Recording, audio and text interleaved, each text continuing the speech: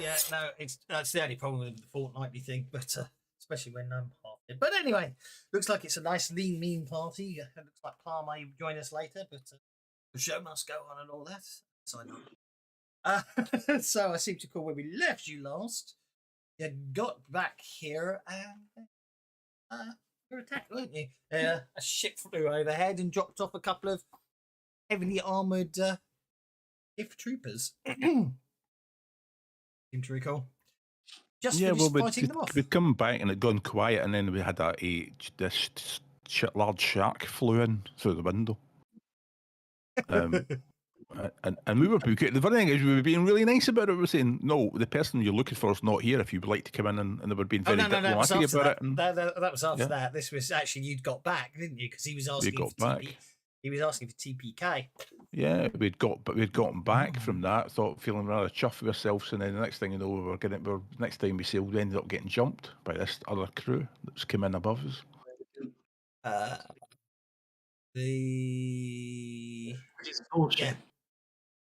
You were scrubbing decks and making minor repairs to the hammerhead ship, the Mighty Foundling, stored on the Spelljammer Academy structure about 400 feet above the sea deck. And what happened? Checking myself now. Right, we got invaders. Yeah, yes. So as you were in your task, another ship passed over the deck of the Flighty Foundling. Looks like it's preparing to dock on the edge, on the level directly above you.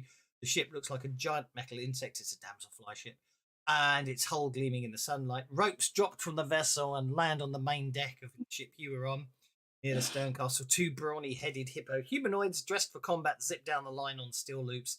They land on the deck with a resounding thud. One of them points at you and shouts, "Get off our ship." That was it. They tried to take the ship, and you stopped them. Good. But didn't we hear some ruckus going on elsewhere? As soon as the gift land, the damselfly swings around to the other side of the Academy's tower, making So then the ship flew off. You put them both down, so you're okay on that score. No, I think that's maybe we did, but I can't remember. I can slightly record it. So. And I had a moment. I'm just as soon as we signed off, I went, "Oh right," and then I had a flash of inspiration, and I know who the traitor is. Who's the traitor?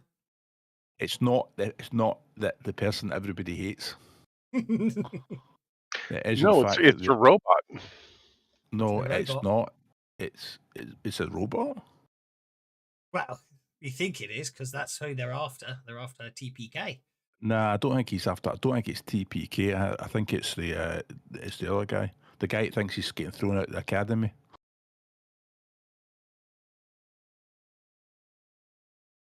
Gleb's missing from the sheet. So for now, I'm going to Milking is a traitor because he thinks he's getting thrown at the academy, and he got interviewed and he kept saying about he wanted to get married, and he was worried if he got thrown out, he wouldn't have enough dowry to get married. So I think what he did is he took a bribe, because the person you don't like, her father, I think, runs the academy. So she's what? He doesn't run the academy. Well, she doesn't run the academy, but what's her father do? I can't remember. Hang on, let me look. Mert, the moneylender, runs the academy. The old wolf. You went to his office and lived in that trap. She's a moon. Vena's a moon elf who seeks to become renowned at high stations. Actually, I don't think she ever told you anything about her father. No. Well, anyway, she's got this thing about possession. She wants to be. She basically thinks she's going to scream and scream until she's sick if she doesn't get it. But can I have latest checks, please?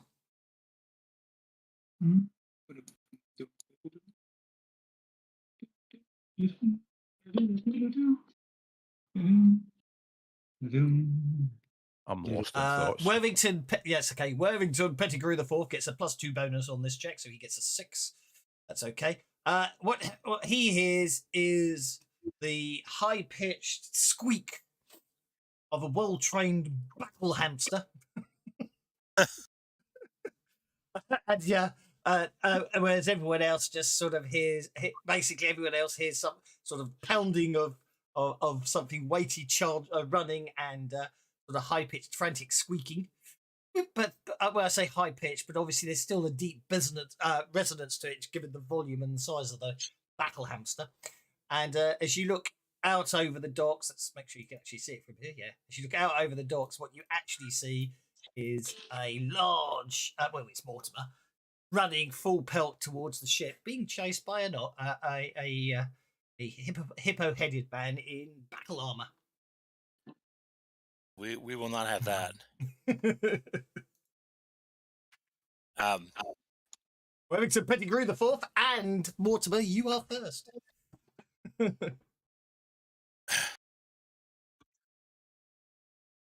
Jackanape, leave my sturdy mount alone. And maybe I'll try reloading the map because the map didn't load for me. Let me see here. Work. Interesting, because it shows you as the only one who's got it shared. Let me. Yeah, I'm on it, and I see the icons. I just don't see anything underneath it. It's all let me unshare it, reshare it. That might work. Academy. So that's unshared it for everyone, I think. And let's share it again. Did that do it? Nope. What's going on? I mean, I can see the map with Hammerhead, and I'm guessing the internals or other decks net below it. Yes, they are. Yeah, the lower decks below it. Yeah. So yeah, there's the gangplank. There's the sort of main docks, and there's Hamster is top right corner of the map. Right, it's interesting. I can see everything in all its Technicolor glory. Assuming all the enemies have been cleared from this area. Oh yes, you cleared the ones on the deck, but what you can see is Mortimer. Top right hand corner, incoming battle hamster. What kind of, the ship overhead? What kind is it? Oh, the ship overhead's flown off. It dropped these two off and then flew round to the other side of the academy, but it was a damselfly. All right, so I'm going to issue a challenge to that guy. Okay. And I'm also going to run. It's just the one? Just the one, chasing Mortimer, yes. I'm also going to run to Mortimer. Okay. Did the map load for you in the end? No. I sent a picture of what I'm seeing or not seeing. So if you give me 8, that gets you 8. So you run down the steps from the stern castle back down to the lower deck and onto the boarding plank, which is about as far as we'll get. And then how big is a damselfly compared to a hammerhead? Very good question. Let's have a look. You should have him. Oh, that caused an interesting load of console errors. A damselfly is size 9.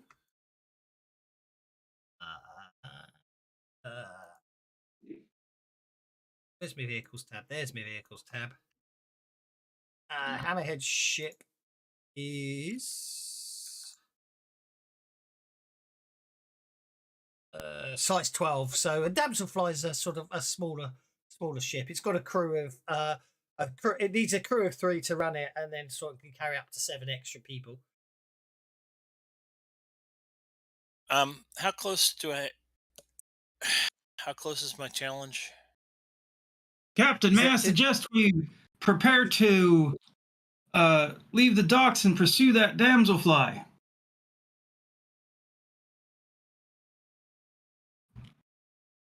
Well, from what you get, it's probably docked to level up. So all you need to do is probably get up a level on by foot rather than engage the ship because it's dropping off troops. It's probably a ground battle, but you can if you want, of course. 26 inches. I've just measured it. Oh, that's how far I can challenge, or there's no range on the challenge. I don't. I think it's no. Sorry, I thought you meant how far it was to your challenge. I don't think there's a limit on challenge range, is there? As such. Okay. Yep. All right. So then I'm done. Can you put an at fighting +2 on him? I will do. I was just trying to see if there's a. And then Mortimer's gonna run. Please don't worry about the cosmic horror in the background, but that's what a damselfly looks like. Certainly don't worry that I've Astral statted the Dreadnought. cosmic- Is that what that is? Astral Dreadnought, that's what I meant, yeah. And I certainly don't worry about the fact that I absolutely have statted an the Astral Dreadnought. Okay. And can you move Mortimer 8? At fighting. Oh, it's at attack -2, isn't it, actually? At 2 square brackets. And move up Mortimer 8, yeah? He's coming towards you. No problem at all. Attack +2, right? Oh, of course it is. Yeah, there we go. Told you it was time. Glixagleb, you're up, sir.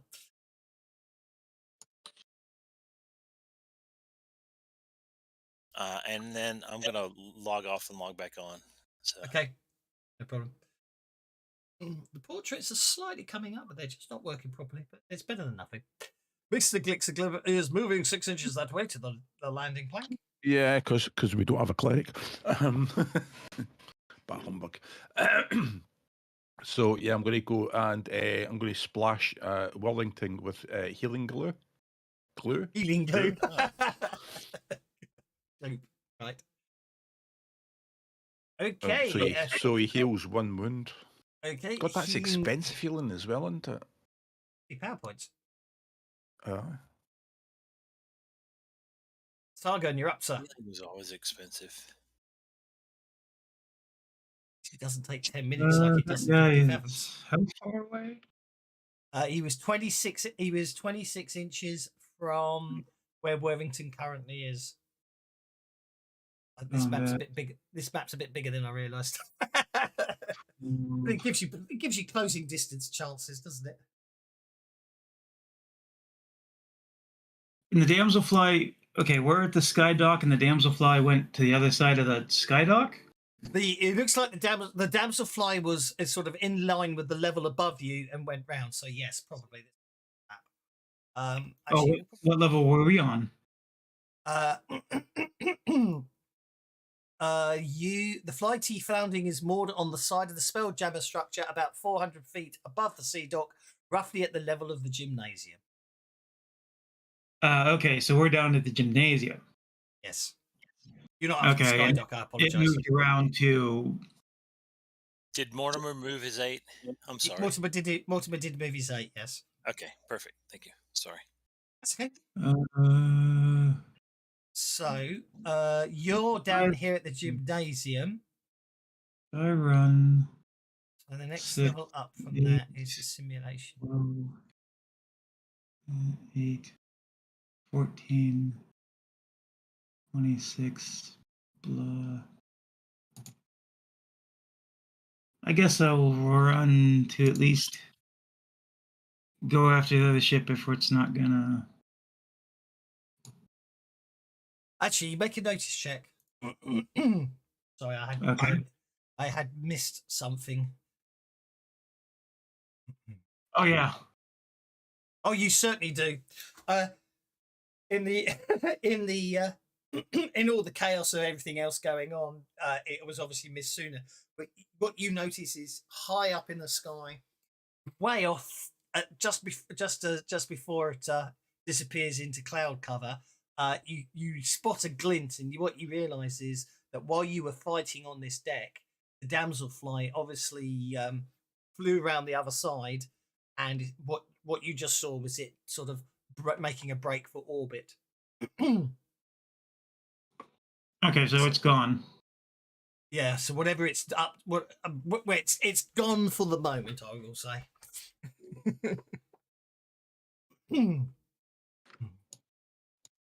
Sorry, I missed that earlier. Blame it. I'm going to blame that on sleep deprivation. But anyway, in the meantime, you've got a good pace run there of 8 if you want to take advantage of that. Did rebooting fix the map for you? I wasn't having any problem with the map. I was talking to Mortimer. Oh. You're feeling your. Hang on. Actually, you an athletics check and you can clear that distance and not fall the 400 feet into the sea below.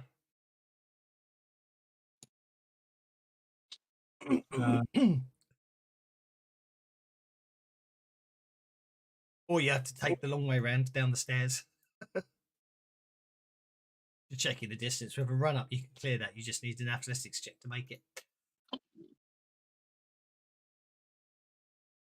Yeah, you're fine. So you literally climb up you literally scrabble up here and then leap onto the deck and then continue down. No problem.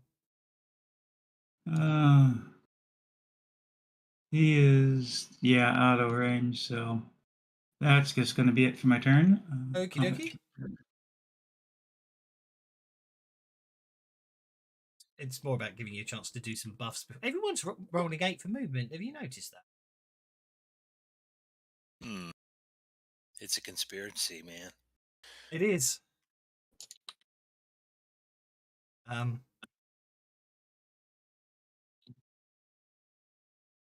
There's a loud crack as a musket shot is fired as the gift trooper, while running, attempts to shoot Mortimer.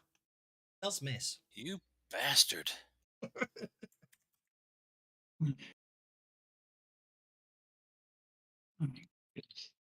Musket needs reloading.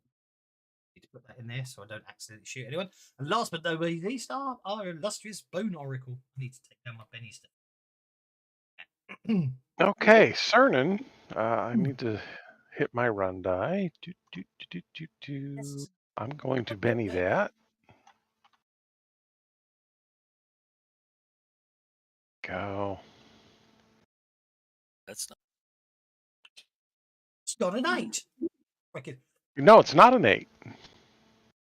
Okay, Cernan is going to jump out onto the fin.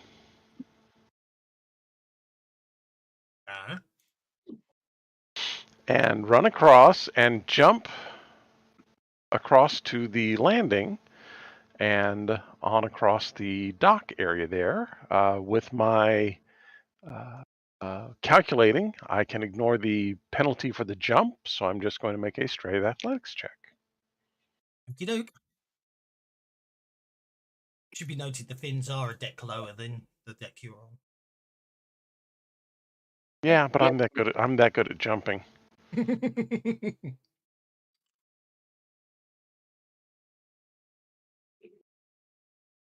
Okay. And having successfully run to there, I am now going to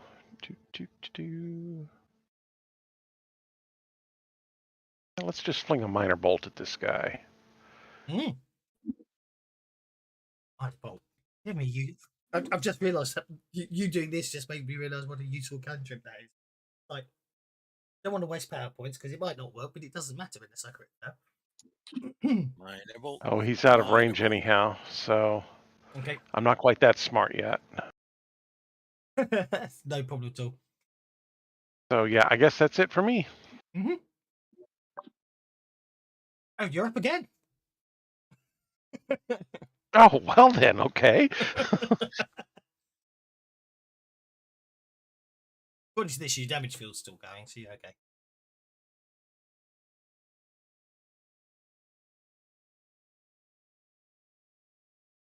So yeah, you know what? Let's go ahead and run again. What the heck? Come on, seriously?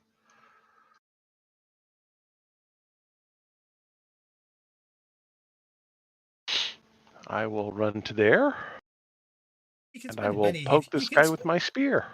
You know my rulings on Benny Yusi. If you want to spend one to re-roll your run die. Well, no, I don't want to burn up all my bennies on running, but that will get me close enough to poke him with the spear and still far enough away from Mortimer that he won't take damage from my field. Clever. Go for it.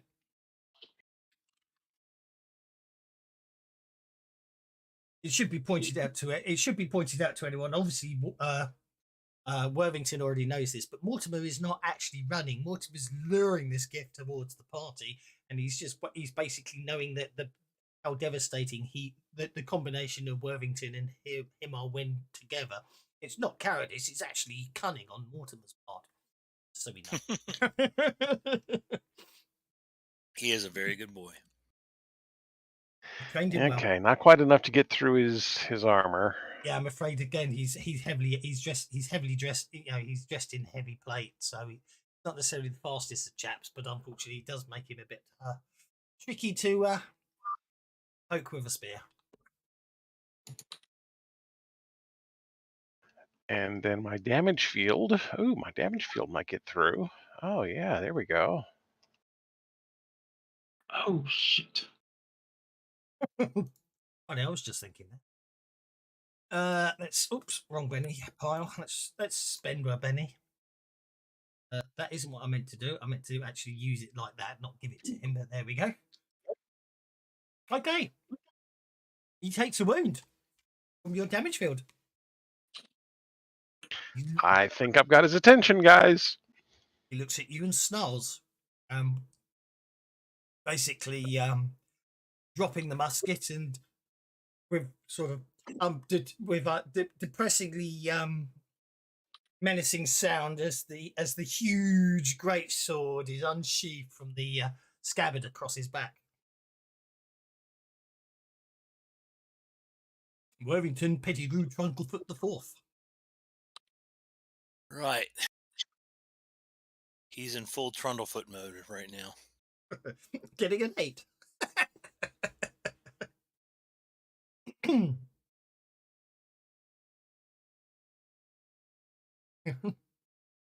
Sargon suddenly sees the whole Sargon's sort of just on the bank when he understands where he suddenly feels the whole gangplank just vibrating up and down, and he at the corner of his eye he sees Trunklefoot cannon past him.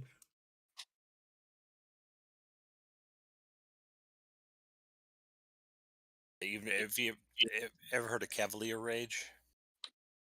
I think we're about to see it. And Morty. Oh, look at that! He didn't even need to run. Well, actually, wait, no. The point is, so you could get to, for pure fun and visuality. So Mortimer gets the 7 inches to there. You leap onto the saddle upon his back, and he's still got another 5 inches of movement. 5 inches of movement left. To kind of circle around. Yeah. Obviously, the two of you go together. Yep.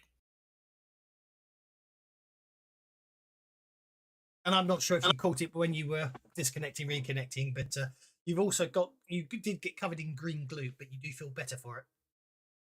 Yes, I did. Thank you.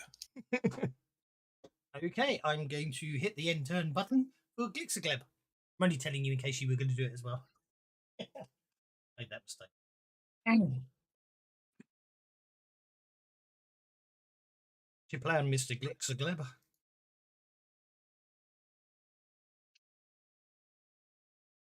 About how fast turns go when there's Fewer people. Yeah. yes.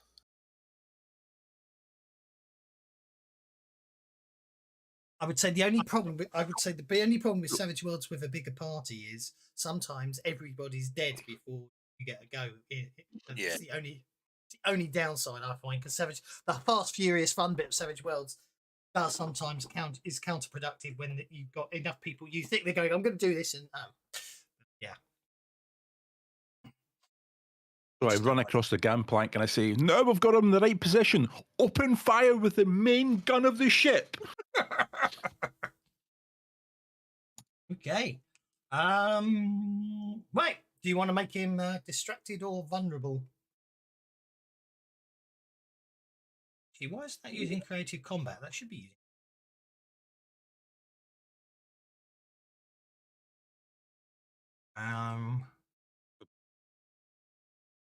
Heroes. Did it? No. Creative combat should be on. That's my mistake. Tables.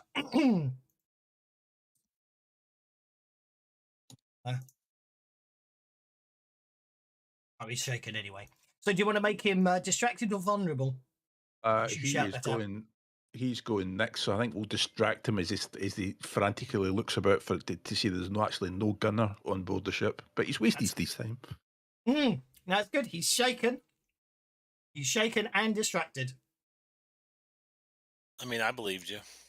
I did too. That's ironically, I just deleted the combat tracker. Sorry, it's token from the combat tracker. We'll put him back on. Okay, Mr. Gift Shock Trooper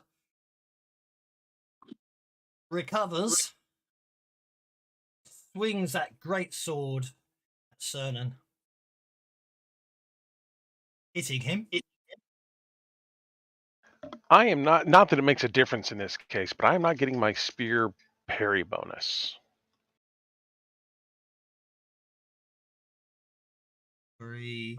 My gut feeling is it's because I have a mistake when I create the spear, so I need to fix it. But it's if you look at your spear, it's that I always once upon a time I could remember. I can't remember which way around they go, especially when I'm tired. But it's that the fact I put a less than or greater than symbol in it. It should just be like that.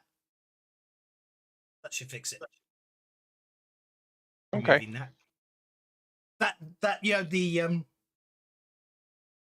greater than, isn't it? If it's going that way, symbol means basically if I'm using this, do it. But parry, it doesn't work for parry for some mistake on my part. I thought I'd fix. I think I fixed it in the rule set, but probably because your character was created before the fix.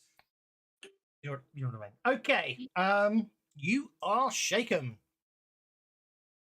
At that point, the Gift Shock Trooper carries on here, literally just basically moves out of your damage field and just swings the sword as he runs by and parries on towards the I'll rest go of ahead the and party. take my free jab at him.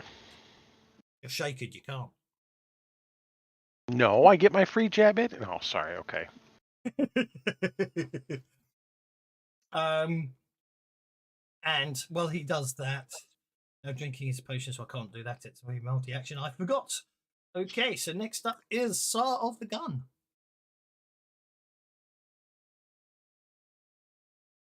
He is how far now? 8. You, yes. I've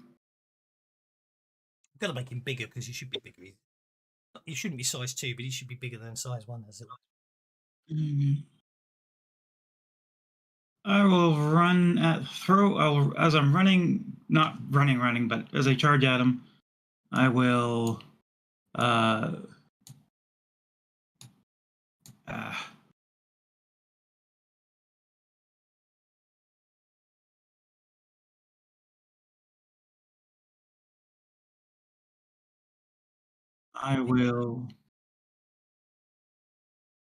Dr. Grid is done. Okay, you advance towards him. I will throw my blade at him. Oh, I clicked the wrong button there, which cancelled your move. I apologise. That's a hit.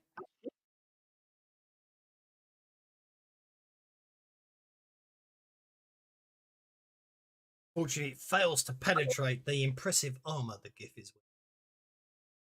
Sorry, GIF. I'm going to call them. They have wars about whether they're GIF or GIF, apparently. But to keep, so I can tell the difference between a GIF Yankee and you're a GIF Yankee since. Mr. Plar, have you made it into voice yet? Yawn, Plar rises from his slumber. So basically, you fought off two GIF in heavy plate armor that boarded the ship, and straight after that, you heard a sound, and the sound appeared to be Mortimer running towards you all, being chased by an armored GIF. Now, with that, as has already been pointed out, that is Mortimer luring the GIF to you, not Mortimer running in fear. Brave You're- space hamster. Yeah, you're still on the deck of the ship. Everyone's heading into the, Excuse me. Let me move into the middle of the bridge there, and then anchor my.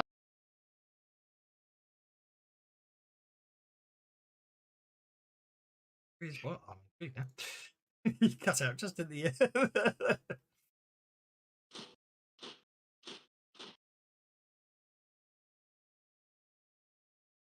By all means, move to the middle of the bridge.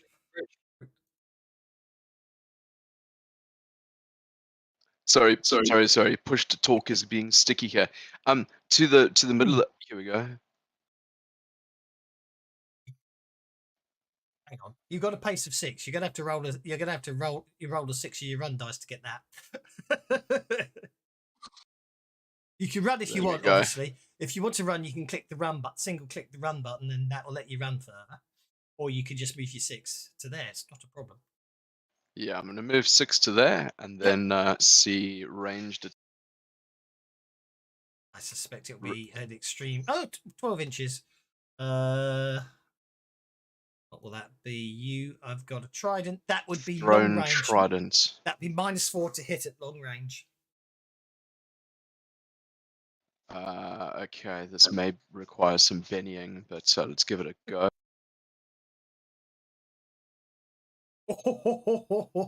I think you might have done it. You hit. Hit and erased. Okay. Roll for damage. Whether or not you hit an unarmored section is my word. Oh yeah. My Ooh, goodness. let's go. That was a surprise. That was a surprise. Nobody seen that one come in, did he?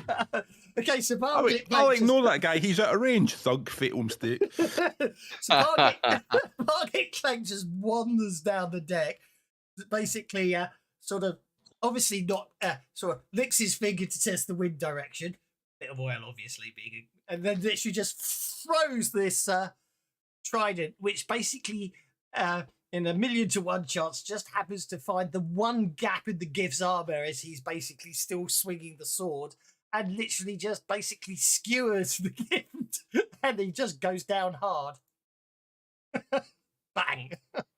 It's my favorite fork. Okay. Well, there we go. Really forked him over, didn't you? Forked him right up. Okay, so you can hear an explode. Yeah, as was quite rightly pointed out, you do hear an explosion coming from the other side of the academy in the direction of the cadets' quarters. So, what do you do?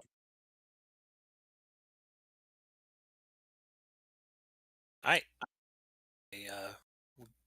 get on my camel and ride, Clyde. Okay. Try to keep up his answer. Okay, so basically, I'm assuming you're going to leave the ship and investigate further, being the heroic type you are. So you head out of the docks into the academy. As you're running through the corridors, gymnasium level, you can hear the sounds coming from the floor below. In fact, towards the cadet quarters, you hear the sound of musket fire as you get closer to the cadets' quarters. And I have a map for you.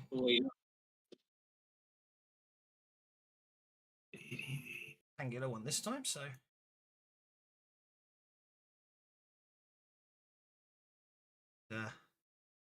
Yeah, so and then I just need to put maps. So let's put Sargon.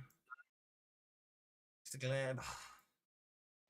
Apologies to the group for being late.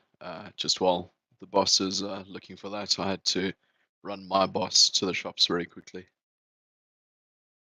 No, it's absolutely fine. As I say, I know I said once I didn't know to the very last second if I was actually going to be working yesterday, and it turned out it was going to be an all-nighter rather than actually today. I wasn't sure which.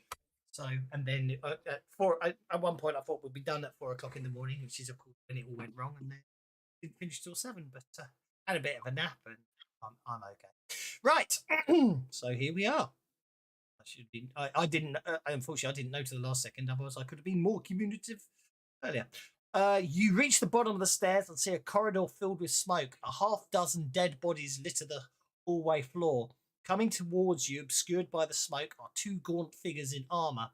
One clutches a great sword, while the other holds a straggling, damaged TPK 99.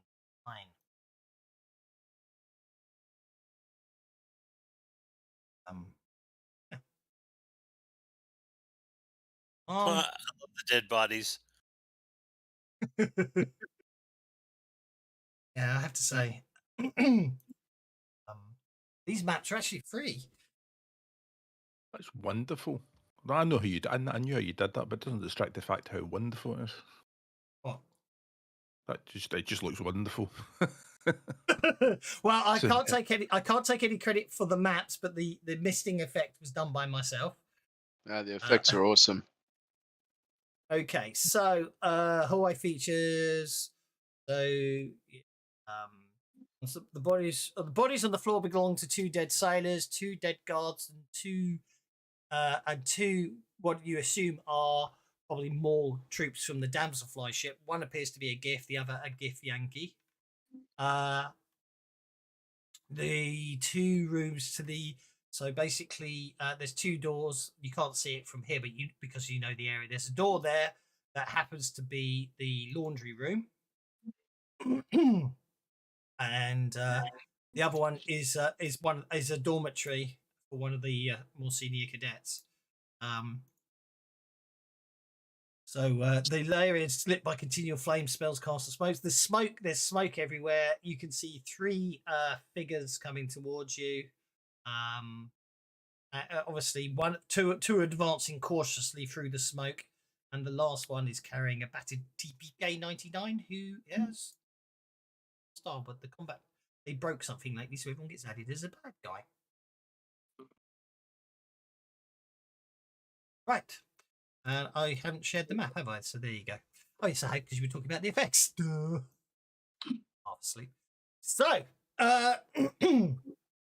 I'm going to say everyone gets bennies because you spent a fair few, and go.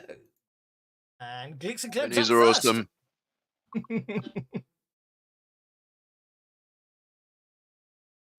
guess I'm going to go first.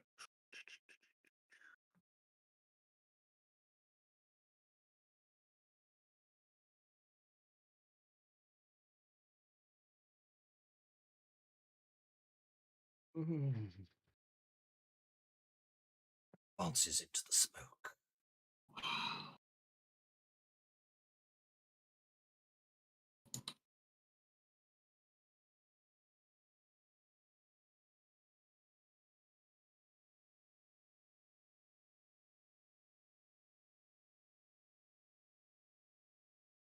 Is that going to hit all 3 of them, or do I have to timber shift?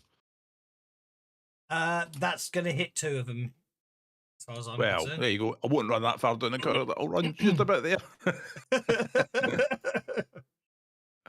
Look, he's just timber shifting there, like.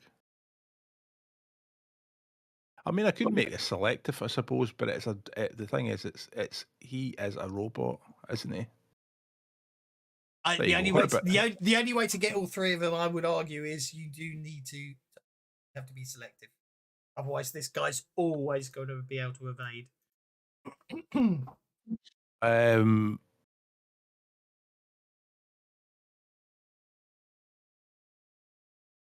Well, do you know what?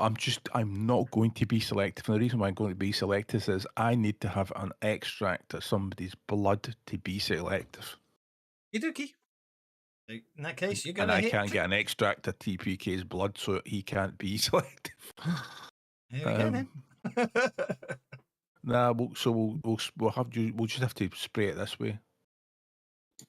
Or in fact, do you know what? I take it all back. Look, take it all back. Cancel the move. Oh, I've deleted my token. Look at that.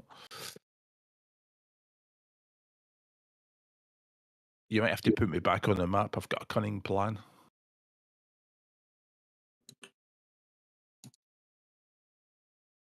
Got a plan 6 so seconds. cunning you 6 can put it on seconds. you can put it on a fox, and How about that?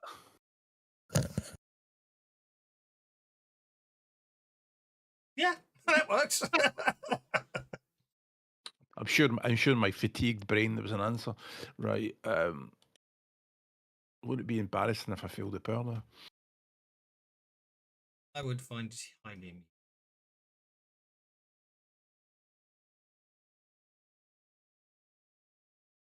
Otherwise, it's out of range for the last one. No, it isn't.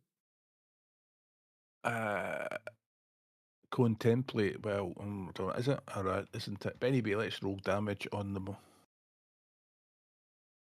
Oh, they've got to evade first before I roll damage.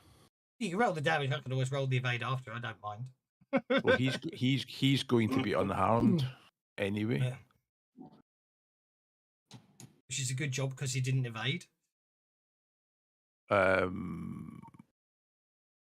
He might be unharmed as well. He didn't evade. None of them evaded. And they're all unharmed. In fact, you know what? I'm going to Benny one. I'll Benny some damage here. I'll Benny the first one. I think this is going to be a waste of time though. Oh, he's shaking. Shake him. Right. You shake him. But yeah, these guys are quite tough. Of course they are. They look, apart from the lack of moustache, and they don't have impressive hats. They look very similar to Sargon. He's hard. All right. Let me see how far away is he. Oh, 9. So I need to run or throw. All right. I will again charge forward and throw my knife at him. okay. I just need to do something. It's fine as you charge forward. I just need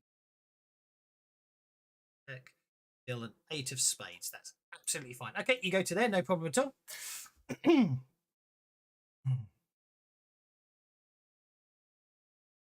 And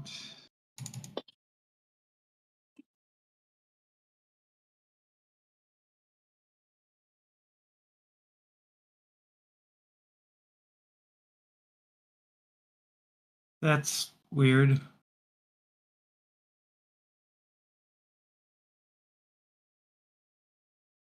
Why is that weird? Well, he was 9 away. I moved 6. And he's now 4 away? You probably just didn't move.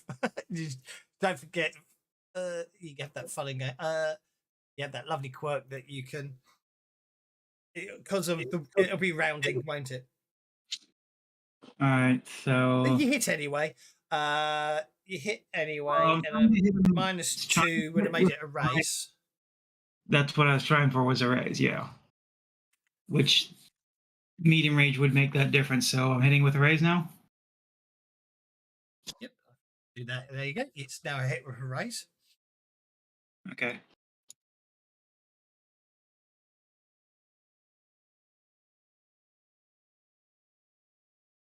Yeah, there we go. That's what I wanted. Okay. I just need a slight bit of retcon, but that's no, it doesn't make any difference. I don't need to do any retconning there at all. 2 wounds. That's quite impressive. Let's see if I can nobble that in any way, shape, or form. Okay, the Gift Yankee Warrior is incapacitated, but he will survive the attack. Okay.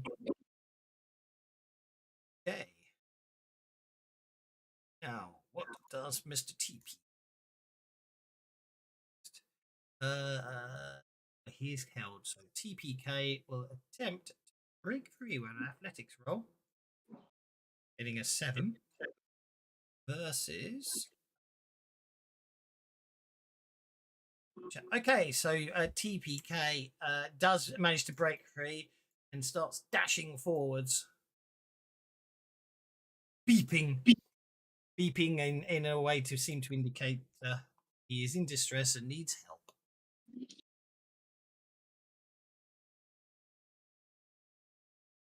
Okay, brings us to Pargit Clank. Who dashes forward.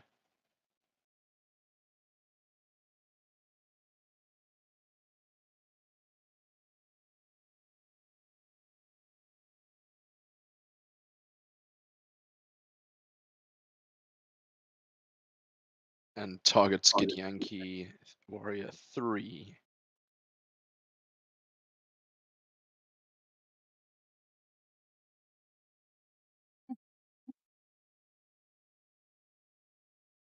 And then hurls another fork.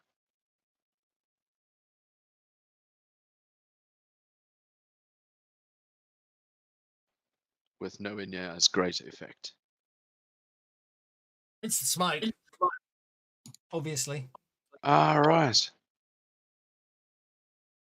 So there's fire in the through the doors to our.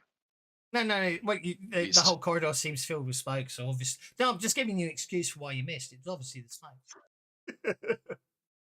Warrington, Pettigrew, Trundlefoot the Fourth, and Mortimer. You don't forget, you both go on the same card.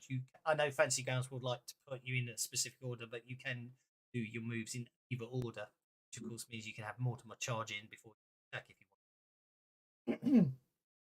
Yeah. Can I charge through all my co-workers, my compatriots? Well, Mortimer's an agile battle hamster. I'm sure he can weave through them all. Okay. Excuse me, Pod. And I think the rest of us are also smart enough to know to get out of his way. And when a well-trained battle hamster comes charging towards you, don't sort of get in the way.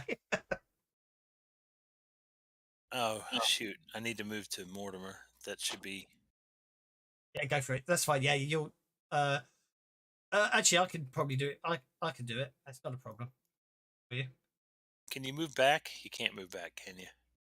You can, but I can also cancel it. Mortimer gets to move 9 inches. Damn it. Got Lance, haven't you? That's a reach 1. Oh, yeah. That's true. you and Mortimer. Oh, actually, did I put it on? No, I didn't. I forgot to activate it. I forgot to activate a really nice extension. You can stack tokens now, and when you click on the stack, it shows all the tokens in the stack, so you pick the one you want. I forgot to activate it on this module. But no, I'd literally currently put you straight on top of Mortimer for targeting purposes, because obviously you are technically there, which means you're in range with your lance. You basically lance lowered, battle hamster charging. That battle cry that Mortimer issues as he charges into combat. Squeak!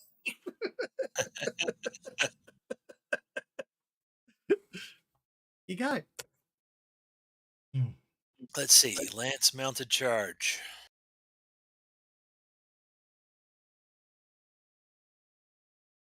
Oh, poo. Come on.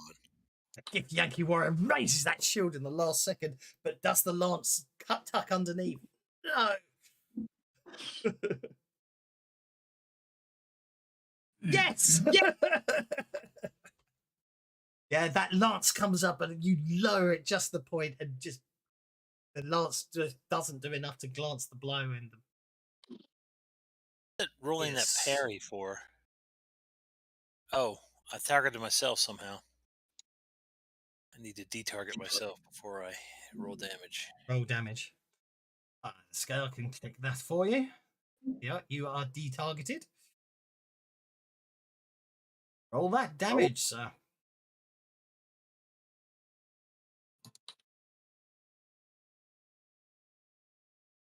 Alright, that'll do for now. It will indeed. I'll spend a penny on that. That will put him down. No. Sorry. It would have put him down, but it was blinding charge. Obviously, at the very last second, he obviously. What I'm actually going to say is, I will say is His, in a desperate attempt to block the blow, he raises his shield up in a desperate attack, and at the very last second, the shield does block the attack, but at the same time, that means that enough that he's destroyed his shield. So he has one less parry than he did before, as his shield crumples uselessly to the floor. It was a medium shield, so he's lost 2 points of parry. Easier to hit now. But, you can't take away the magnificence of a battle hamster in full charge. However, okay, before we move to Cernan, because I got the 8 of spades, can I have a notice check from you, Worthington, because you're closest to notice? And you can also roll for Mortimer. You can also roll it's for definitely Mortimer. a curse your sudden but inevitable betrayal situation. I know. No, not at all. Okay, you don't notice, but Mortimer might. All right, get there, Morty. Get stuck in. Notice check. Where is Morty? Morty is on main. I need to just bring him up and have him up. Yeah. Come on. Oh, he's very good at noticing things. He is. Okay. Morty gets to make an evasion roll at -2. So just roll agility and we'll take 2 off the result. Because what Morty notices that you didn't is that GIF that's lying dead on the ground there. He wasn't, in fact, he wasn't actually, he was dying but not dead. Unfortunately, at this moment in time, because I rolled a 6 and then on the 8 of spades, he does expire, and as he dies, his hand releases and the grenade rolls onto the floor. Oh, jeez. Ah, jeez.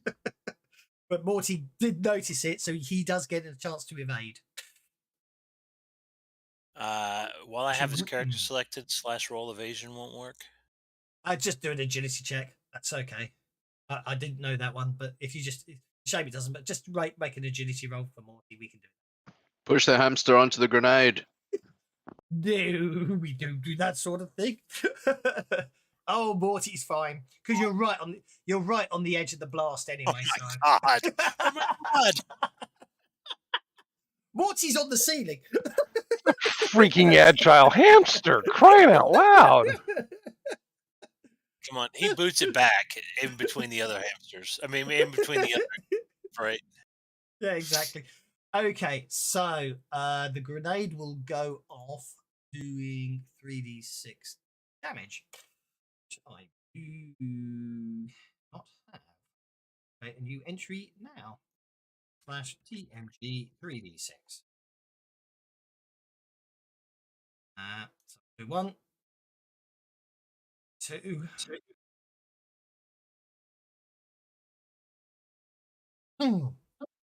Okay, so 8 points of damage to Target Clank, 23 points of damage to Gif Yankee Warrior 3, and 6 points of damage. Okay, so sorry, not Target Clank, sorry, TPK. Okay, TPK is unharmed by the blast. However, the Gif Yankee Warrior, the grenade whose feet the grenade rolls to, and is the one you did desperately manage to parry, but heroically, it's not a pretty sight. As he just turns into a red mist. Okay, Cernan, you're up, sir. Yeah, I watched a movie that had something like that. Legs flying up in the air, the body still laying on the ground. Yeah. Unpleasant. So it looks like there's just the one dude left down there. But let's... Why am I not being allowed to drag myself? That's a very good question. We did remove you and re-add you. Oh, now.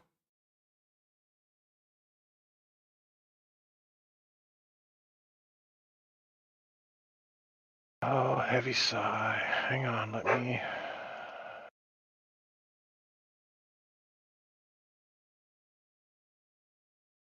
Here we go. Okay, so Cernan is going to come darting through.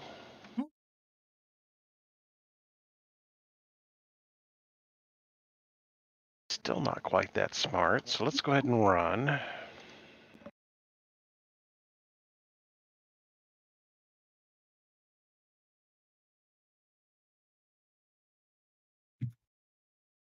And while that hamster is jumped up in the air, Cernan is going to throw a little bone shard at the Githyanki warrior.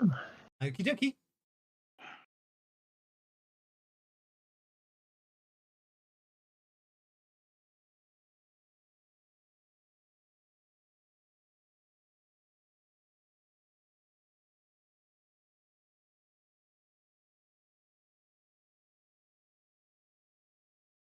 That's a wound upon that warrior, which will incapacitate him, so I will spend a penny. And fail, so I will spend my last penny. And Hey. fail.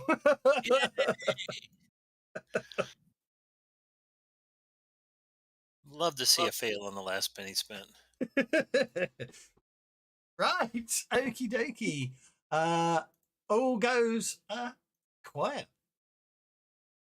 As eventually eventually the smoke grenade will clear itself out. Actually, no. It's on the map, so I just added a smoke effect to make it really cool. But congratulations, you have you done? You've stopped the attack on the academy and the abduction of TPK. Are you okay, T? He beeps a lot, which you're not understanding, but Which doesn't mean anything to me, no, but I'm showing compassion. Indeed, very good. In fact, actually, Can we find where's the prison cell that V was in? That would be somewhere else. So let me turn off the larger sight so you can appreciate. Not that you needed to get around there. You can appreciate the level of destruction they did to the dormitory. Your beds in your gear. Yeah, my bed's in a pile in the corner. So, it's okay. So, yeah, actually, you stopped the Githyanki would have killed him. The Githyanki all have a strange sigil tattooed on the back of their right hand, similar to the ones you've noticed on that other guy that attacked you on the flying shark. What's it look like again? It looks like a strange sigil, a detect magic spell, which I do believe you did before, so I'm going to say you do again. So detect magic reveals an aura of transmutation around the tattoo, and so when it basically after some discussions and tidying up and clearing out what's going on, more comes to light. They bring it mentioned to Mert. Mert knows exactly what the symbol means.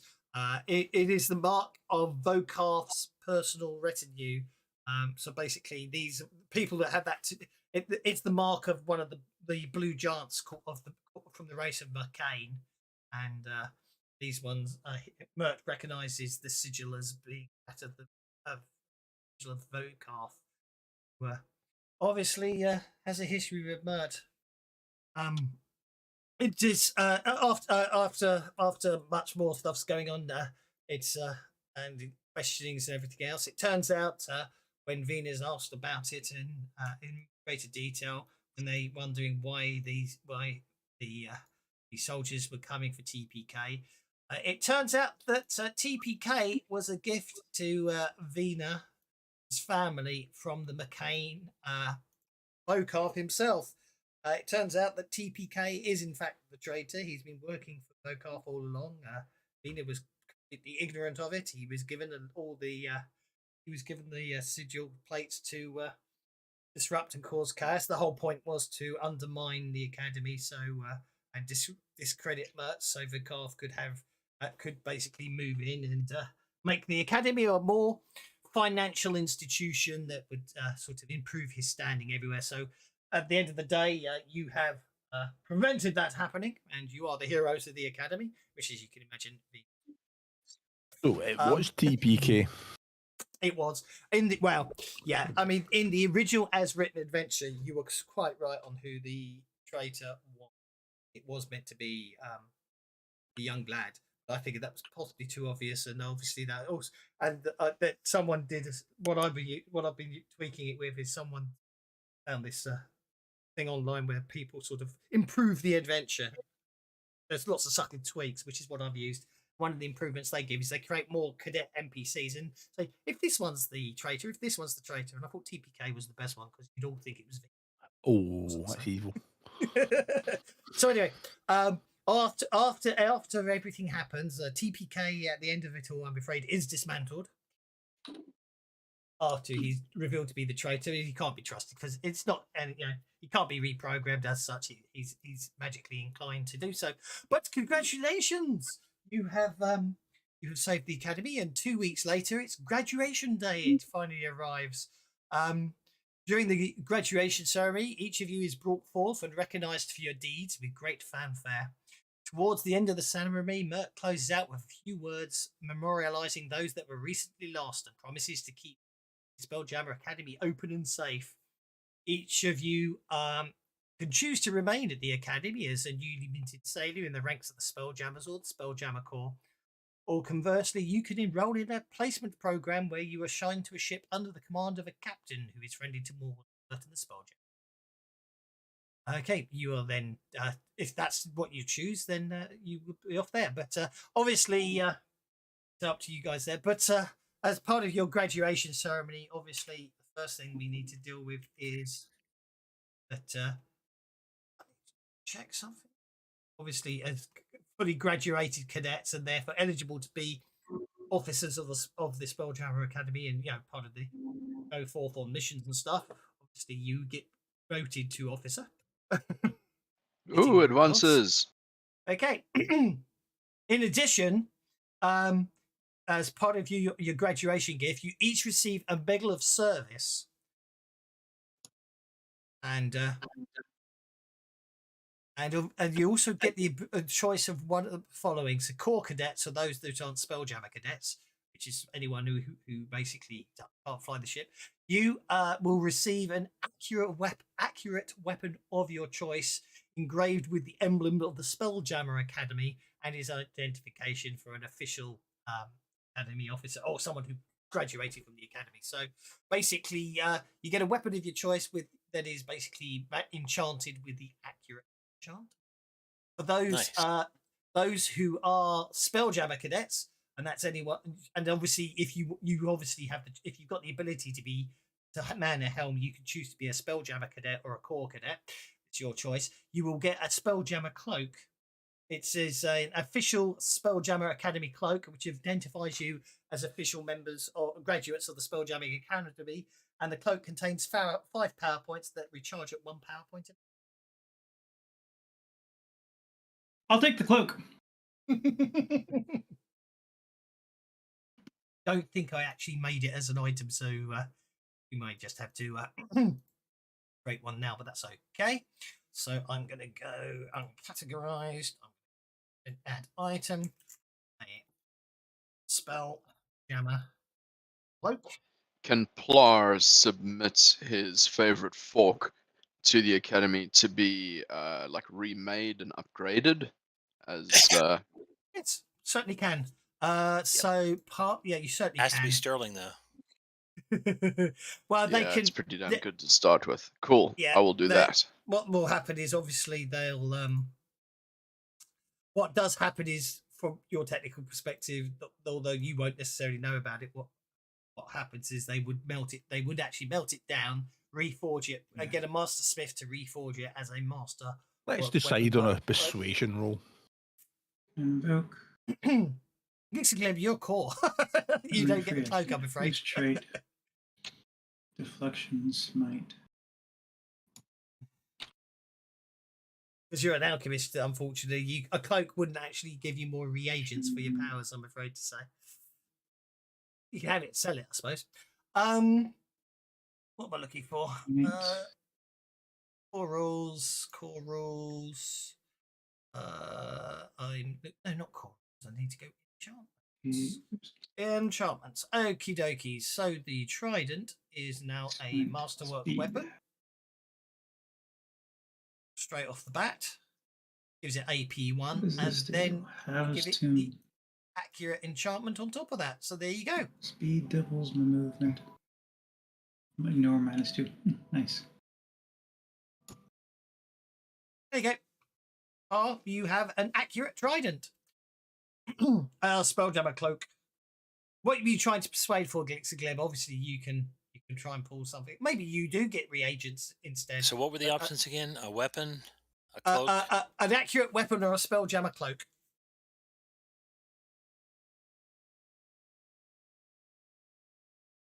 Okay, a cloak. You get an accurate weapon or a cloak that stores 5 PPs if you did the Spelljammer training, which means you have to have an arcane background and you sat in the seat and did that kind of training. Yeah. So obviously, That's definitely Sargon, not Gun, me. and Sargon and Cernan definitely qualified. So you get the because they accurate did. weapon, which I think is what, +1 weapon basically. It's Yeah. +1 to hit. It's +1 to hit, but also it's don't forget it's master crafted, so it's Clara would AP1 further like to +1 to hit. salvage parts from TPK 100. Okay, no problem at all. Now I got a Spelljammer- question for you, Doswell, because I'm Yeah. still a little unsure about multiclassing with arcane backgrounds. You want to take a second arcane background, do you?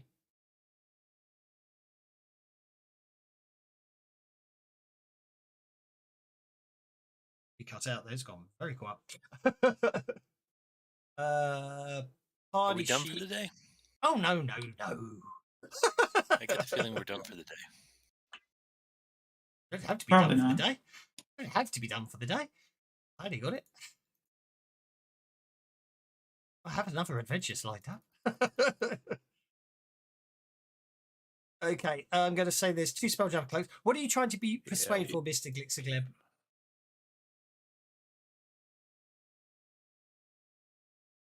Okay, I've put the Spelljammer cloaks in the party sheet. I hope they count. There should be 2 of them. We've lost Mr. Glixagleb. We're making a persuasion roll to be persuasive about something. I never heard what it was.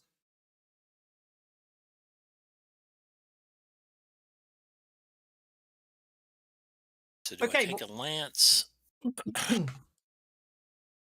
a longsword? It's your choice. I just like the fact they Lance give you is a magic kind of item. ungodly.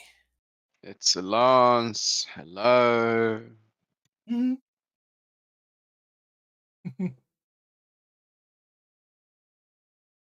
No, I want a lance that walks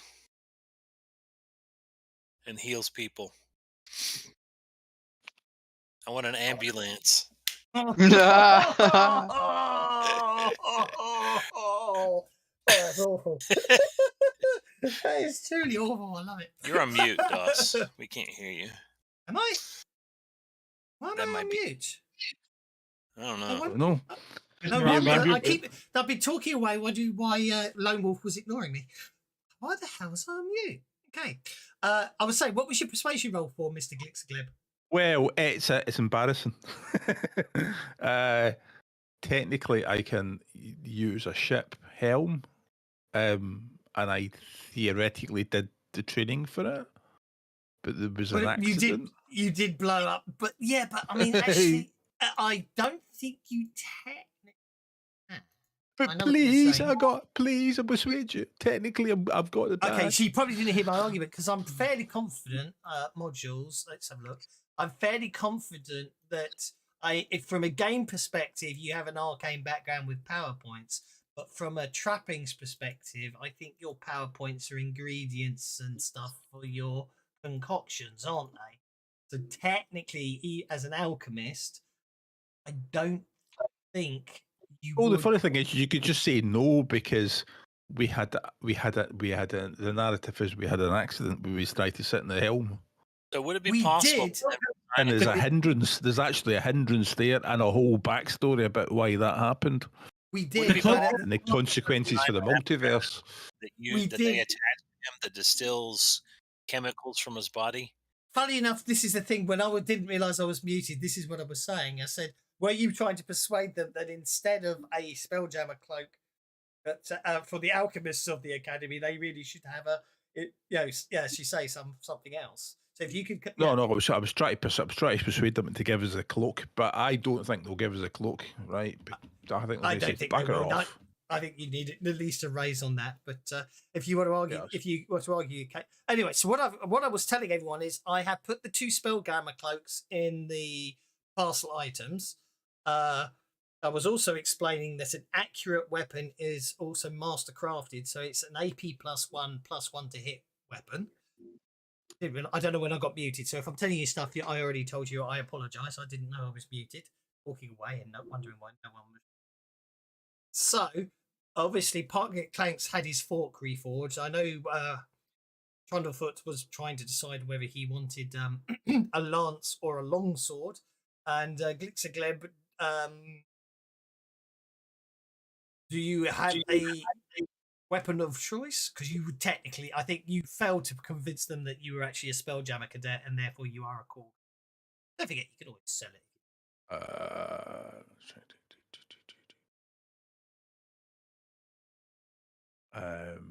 Likewise, I was saying no. We don't. I have another adventure planned, so we don't need to end this early. You got a question? Just because it's been a while since I looked at it, and it was a little confusing. Yes. I have arcane background psionics. I just picked up mystic powers from a monk, which gives power points and powers. Okay. But since I have an arcane background, I don't think I get I don't get any extra power points. That's a very good question. I think you do. They just you do. It's just you have a single pool of power points in Savage Spelljammer. So if you take the mystic You get the greater of the 2. Oh, you get the greater of the 2. So yes, you're right. I apologise. You don't get the powers, but you. Oh, for the record, you can if you go onto the powers tab. There's a button for arcane backgrounds, and in there you should find all the arcane backgrounds. So you shouldn't have to create it. You should find monk in there. Just drag it in. You're right. You don't get. I thank you for reminding me. You do not add them together. You get the greater of the 2 in this one, don't you? So you won't get 5. You won't get another 5 power points. You keep your 15 psionic power points, but you can use them for either your mystic powers or your psionic. Okay. How do you add enchantments to a weapon? Oh, well, I was going to build it for you, but I'm happy to do so. So, what did you want? Oh, yeah, I think I'll take the longsword. Do you own a longsword at the moment? Yeah. That's fine. It just makes life easier if you've got one, because I'll just enchant your existing longsword. Obviously, they give you a nicer one, but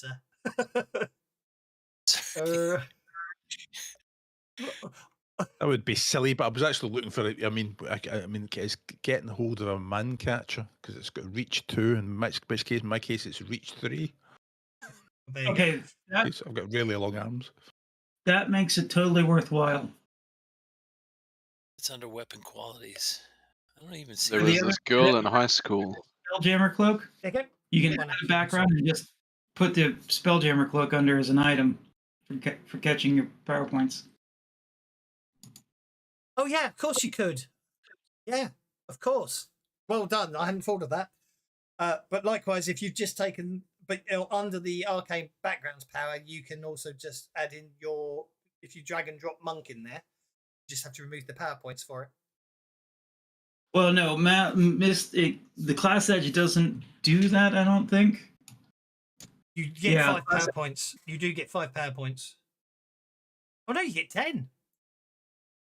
Well, no, because you said you get the greater. Psionics gives me 50. Yeah, but the point being is what you do is you drag. I'm going to do it to your character sheet. You drag the monk arcane background to your character sheet. You then take out the power points.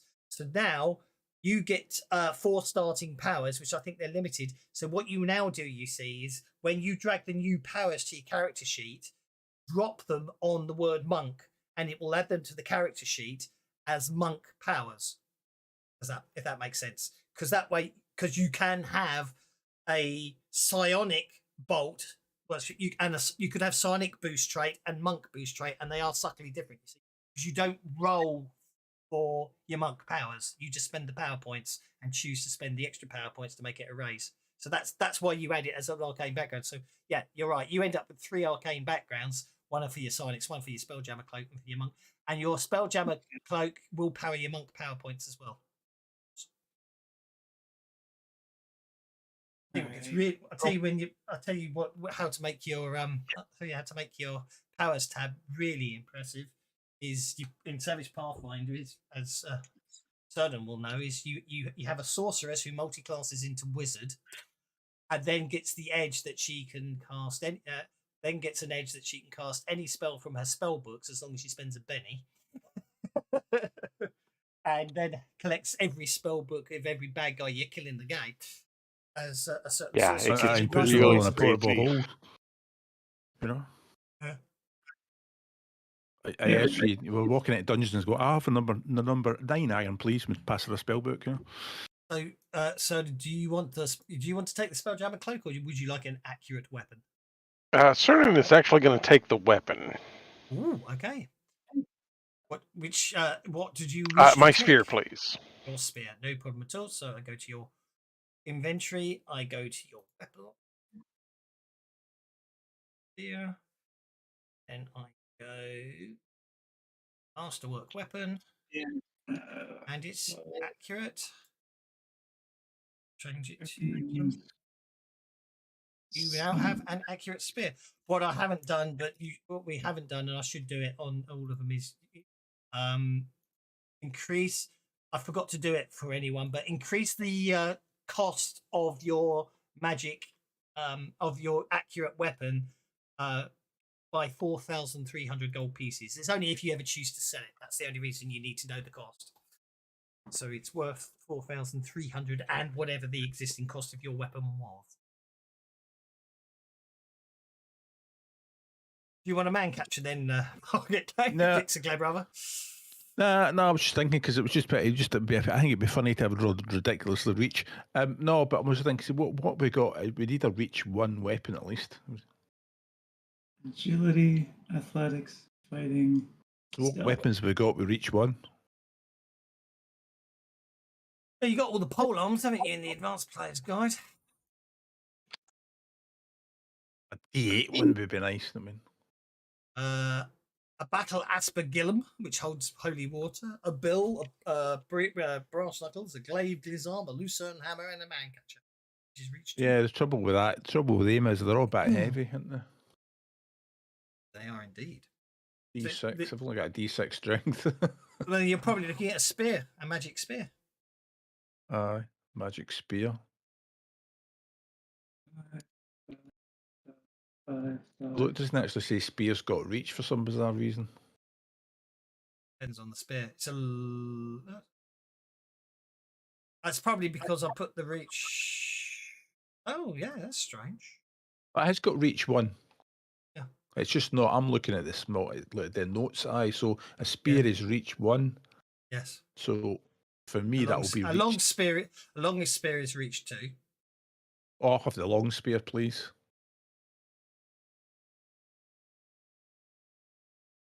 You want a magic. You want an accurate long spear.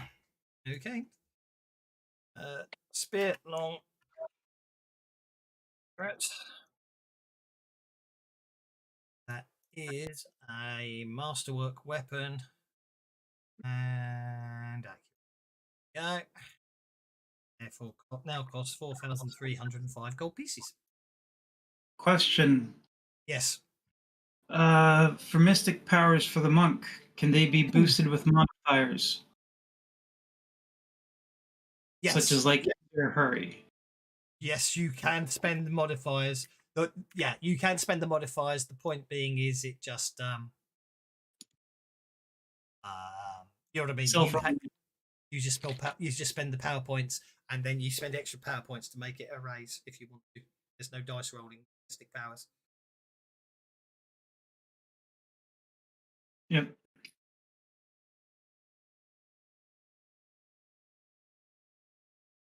So that means to say I've got a reach 3 attack. Yeah. Because I've got really long arms. Range doesn't count. Range doesn't count. That doesn't count. That doesn't count. That doesn't count.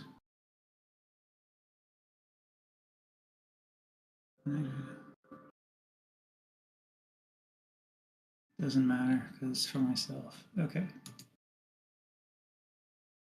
Yeah, there's a gang of bonus we can't calculate properly because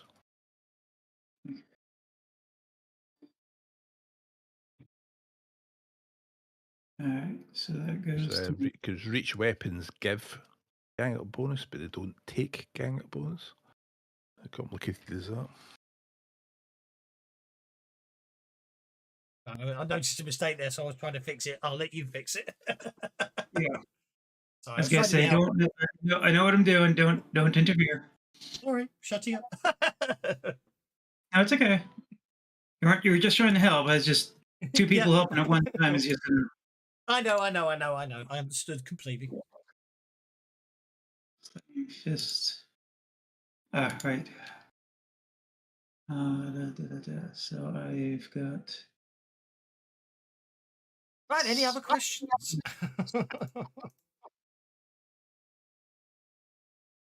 Has everyone been promoted? Has everyone sorted out their advance?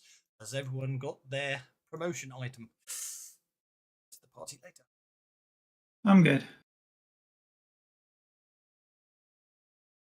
Okay, right. Yeah, I wanted my cloak. It wasn't my fault. I just sat in seeing a bit bang. Okay. By the way, so the whole incident with me sitting in the chair and it going bang, did you read the character's background? Oh, I will. I did, but I have the memory. It does explain why it went bang, and it's in the hindrances as well. Two hindrances.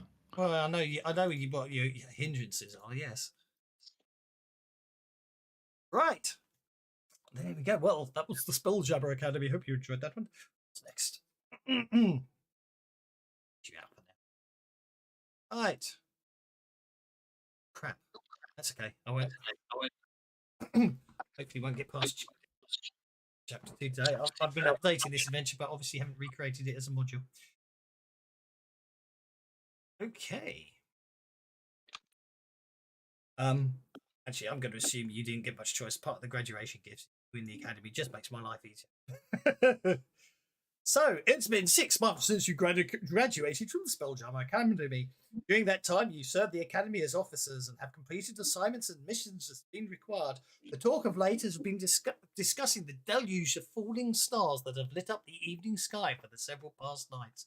No official word has been given, and Bosun Tarto and a number of officers have not yet returned from their investigation. A sudden trembling interrupts your routine morning training session in the academy gymnasium.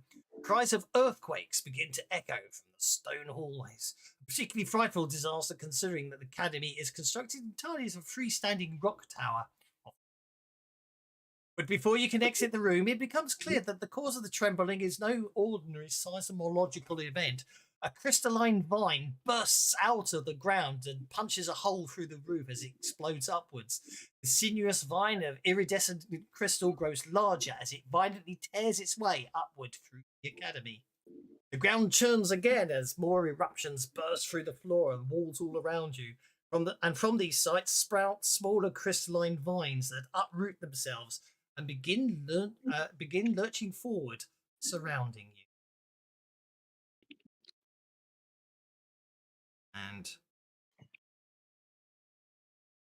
got the wrong map there. Very annoying. I might have to quit out because tell I wasn't prepped today as much as I hoped I would be. I can cheat. There we go. Fancy Grounds Unit. I'll launch another Fancy Grounds Unit quickly in the background. You have to bear with me a sec. Sorry. Gamma. Start. No, it should be. Spelljammer should be land. Oh Start. yeah, so the building's about to come apart with crystal vines growing through. Somebody must have planted something. Right, possibly. If that's going through the superstructure, place is going to go bang. I'm just going to have to quickly export the module and reload it. You know how to make a fellow's head hurt. What did I say to make a fellow's head hurt, Regan? How are you? Sleep deprivation does help, but I'm probably making people. I find Talking amongst ourselves, talking amongst ourselves, talking amongst ourselves. Okay, I'm going to clear. I'm going to flush the lib. I'm going to lib. Okay. And I'm hoping that's a better one. Yeah, that's got the whole of it in. And I hope that's my new entrance.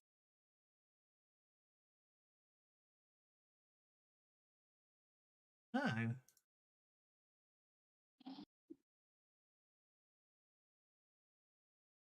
Okay. So. Oh, of course, you're in this simulation deck. I'm being stupid.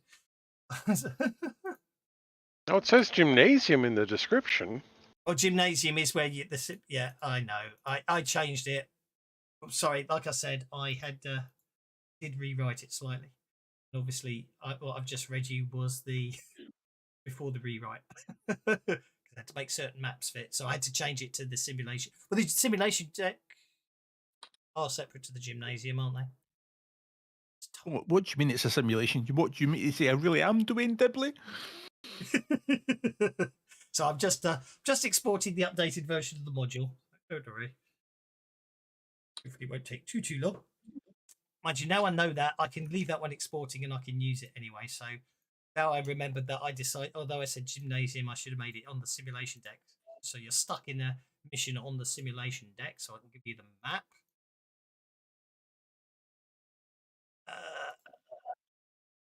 There we go. And there's Worthington. We'll put you guys. Obviously, to exit the simulation deck, it's to the right. So obviously, whatever the mission was, I'm going to say it was you were on. Oh, hang on, what's going on? Yeah, it's snapped. Turned on. You guys were obviously probably on the mission, practicing your ship, your water landings off on space galleons. You guys all on the main deck, like so. Movements, but obviously. There we go. And obviously, to exit the simulation, you just need to exit stage right, or map right in this case. Talking about maps, is that the one you made? No. The same person that made the other maps made all awfully these good. lovely maps. They are. It's Tessa Moorcroft, I seem to recall. Okay, so that's exported. So what I should be able to do now is unload the module, see what happens. Activation. Now reload the module. I know that probably just deleted the map, but it should come back as soon as I load the module. There we go. That means I've got the up-to-date version of the adventure now. Makes my life a bit easier.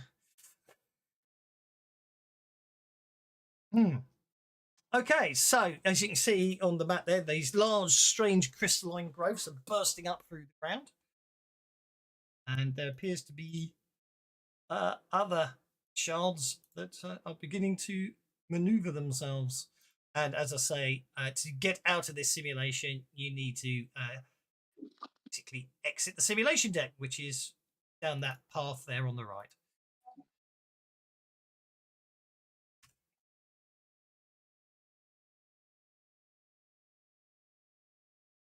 Are we in combat or just can move? Well,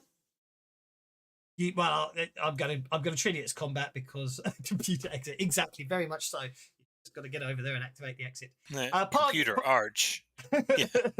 Well, it does, but it opens up over there. Is the point? Dang computer.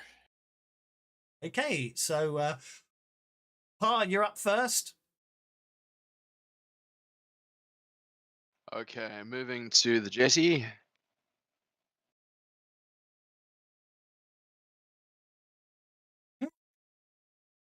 He does like that'll be jumping me. off ships. He does like Nope. jumping off ships. Okie doke. Natural blight.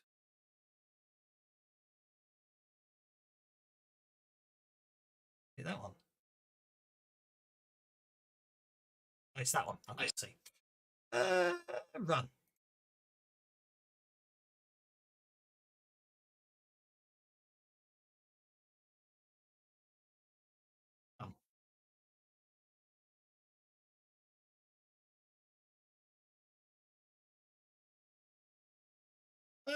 Glitz and Gleb. It should be noted that these things coming towards you, which you have to zoom in quite a lot to see what they look like, but they do seem to be giving off a sort of inherent light from themselves. They don't look very crystalline. They look more like they're made of rags. Mr. Glitz and Gleb, sir. All right, I'm sleepy. I'm actually going to go on hold. You're going to go on hold? That's absolutely fine. Yeah, there you go, because they're a bit far away. They are indeed.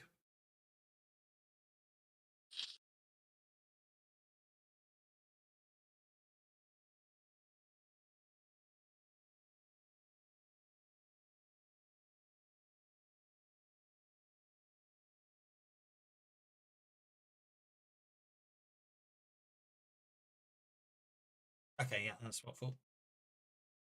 6 to gets me to there. And that brings us to Sargon. Looks like he's jumping off the ship in a defiant maneuver. Since I realized they're way off in the distance, You've got I'm plenty going of to time. kick off. Yeah. I'm going to kick off speed, Go for it. which I'll cast with raise for 4 power points. Yep. So speed raise. Stick powers are ridiculously OP, but very expensive in power points.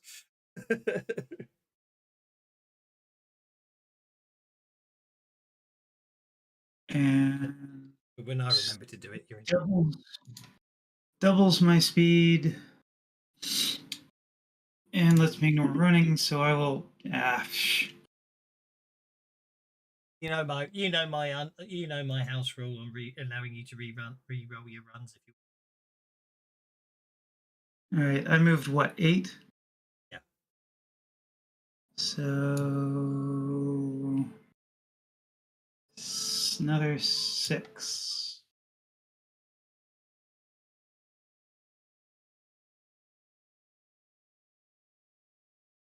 Here we go. And how far? He's out of range, unfortunately, I think. That's okay. Next round, I'm sure you'll get it. Yep. And boom. Oh, that's a very long running power field. It's run for 6 months, so over to you.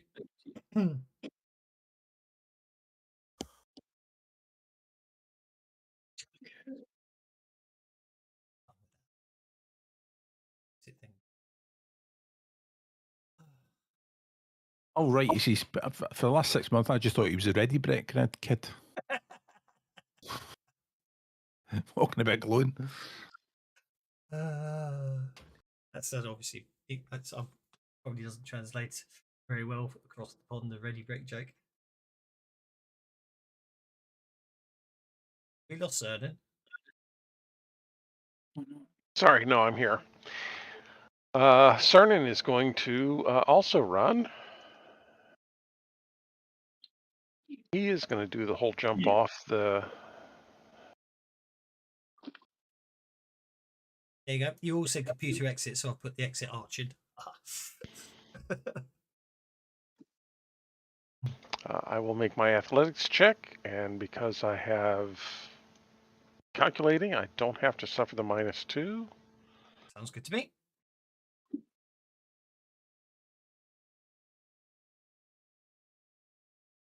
I said I will make my athletics check. Well, you just get wet. It's not a problem. You obviously trip over a Bother coiled me. rope. Apparently, I am falling into the water. Yes. Okay. You basically, as you go to jump, unfortunately, you catch yourself on a loose coil of rope and land with a splash in the simulated water. So I won't bother with the rest of what I was planning. I bet it was magnificently done, and it would have been really awesome to watch. Oh yeah, yeah. I mean, it would have been perfect. It would have been so cinematic. I am going to award you a Benny because I can imagine how awesome it was going to be.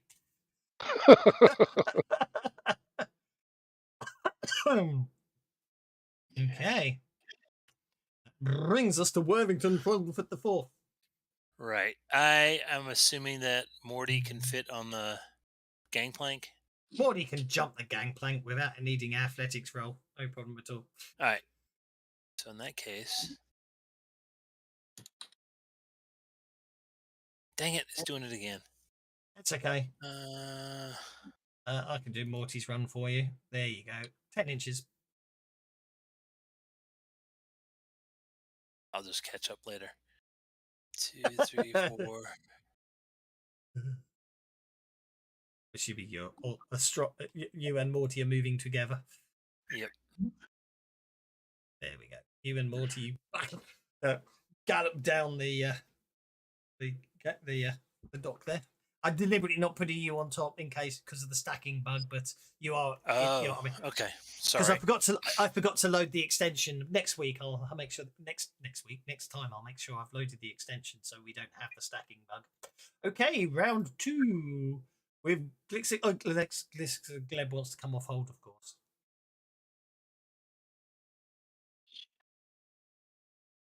Does Gleb want to come off hold? I think what we'll do is we will come off hold and go running, I think. Or maybe not. Actually, no, what we'll do is we'll just go to gear because I don't want to nerf the roll too badly. I'll run up to the side of the ship and have a look over, and I will go and roll. You're going first twice in a row anyway. Well, I'm going to, as I come off hold, I'm going to make a boating roll. Okay. Which won't make a slightest bit of difference. Well, the encumbered doesn't apply to a boating roll unless you're doing something physical.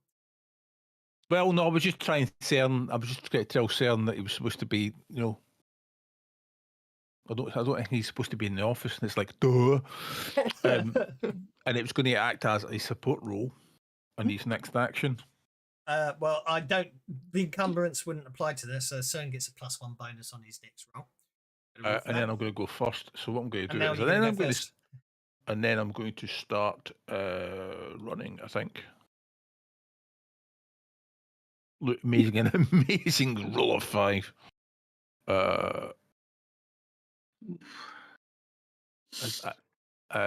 I will attempt to jump off the ship.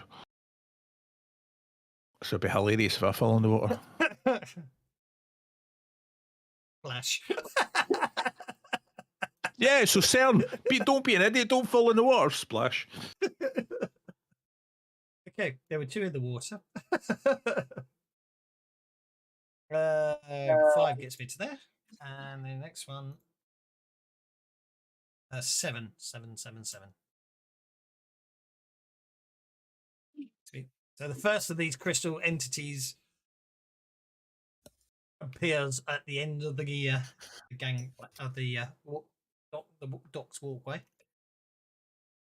2, 6 gets me to there. Ooh, 5.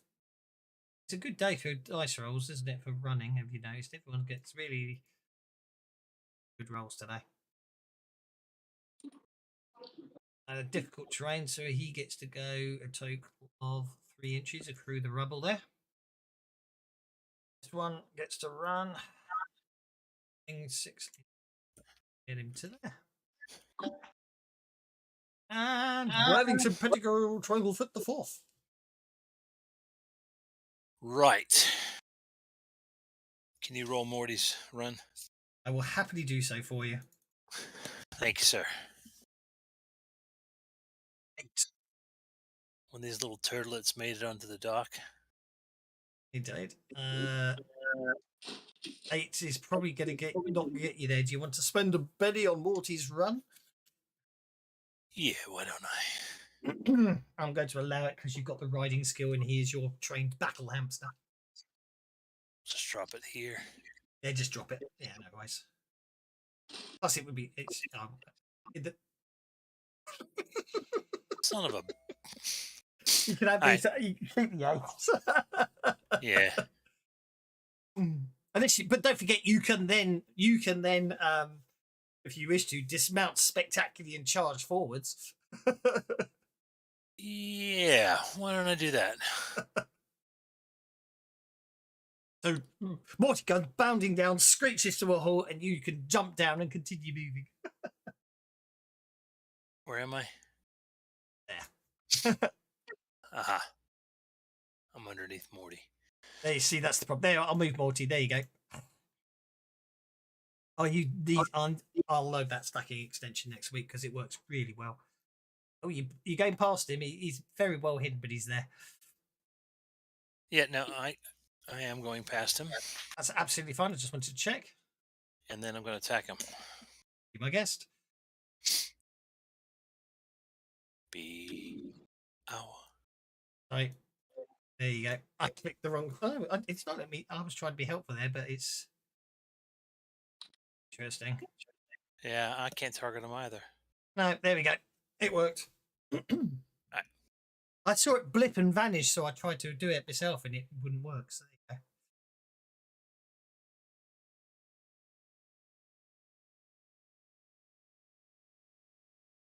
That's a hit.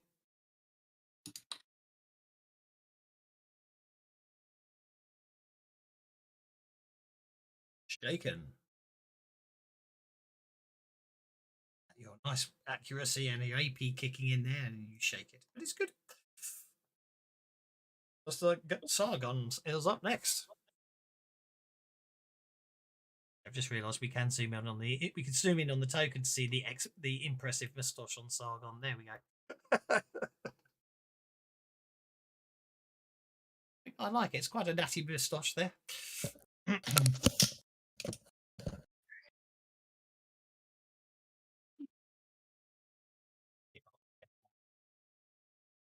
It's called change the CSS code for the pop-ups when people talk and they're still not working properly. Mr. Sargon, sir.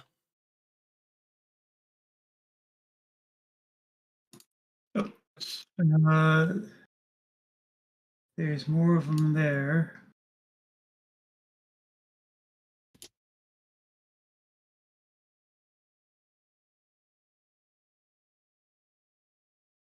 I have to admit, I've changed how I do the tokens. I put them inside circles now. It makes it easier to see these ones. Start. I'll head over for those other ones.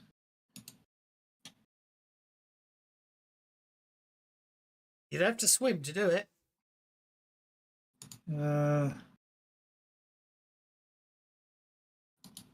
What's the distance? From the sort of, it's a 6-inch. It would be a 6-inch jump. You could get to there and do it as 4. I take it back. Yeah, okay, 4 inches. You could do.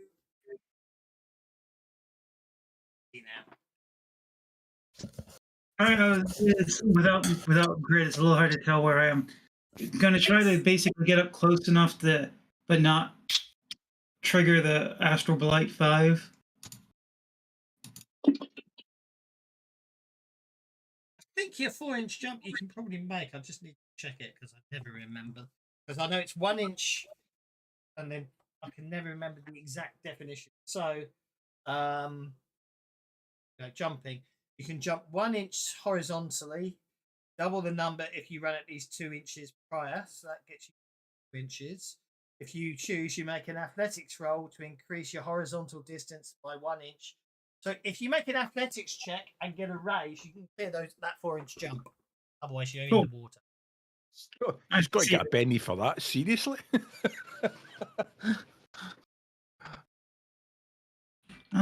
Succeeded.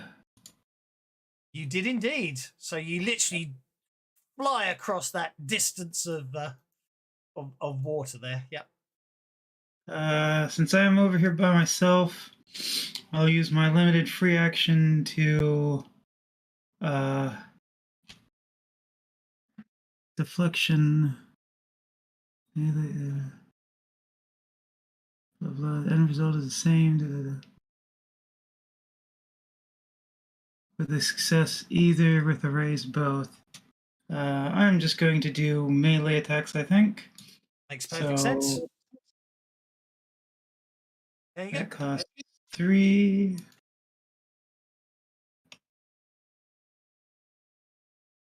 And then I will attack him.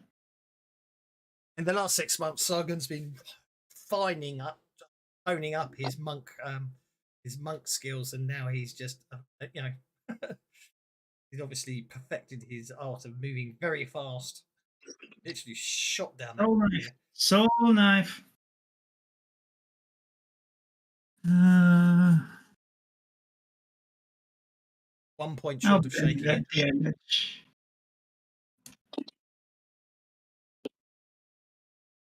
That looks better.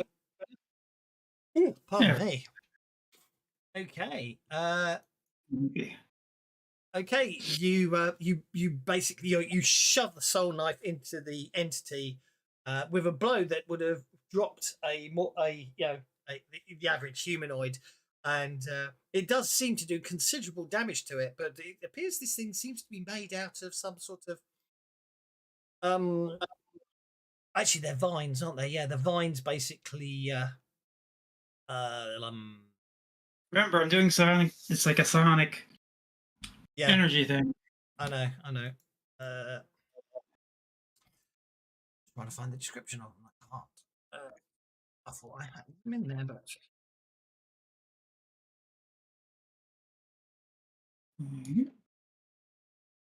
I get muddled up. I think they are made of vines. They're not made of crystal.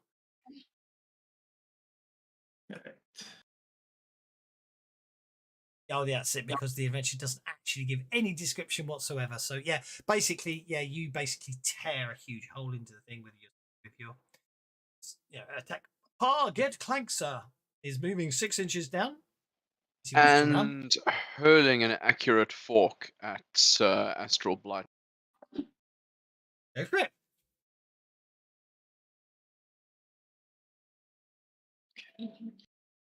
Gonna Benny it. Okay. Alas, it's the range. Tridents don't fly that far, but you look good. All good. You need hang on 6. Astral Blight 5, long range minus. If you miss and it lands in the street, your decision to Benny it is a real fork in the road. Oh God! Get out of here. Leave immediately. And I'm also going to give you a Benny for bending all our sanity there, Mr. Parr. Shannon,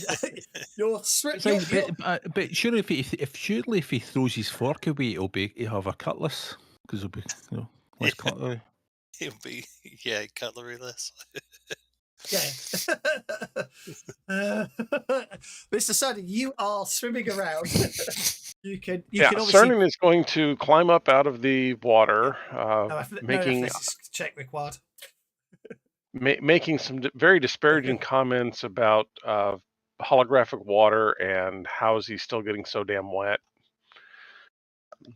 I will then go ahead and complete my move to here and throw a chunk of bone at Astral Blight 5. Okay, go for it. +1. With a +1. Yeah. So that's actually an 8, which makes it a hit with raise.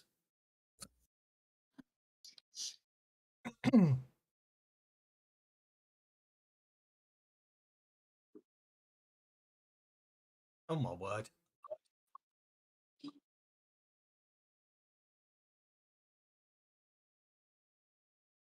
Yeah, they may be made out of tougher stuff, but there's tougher and then there's Cernan.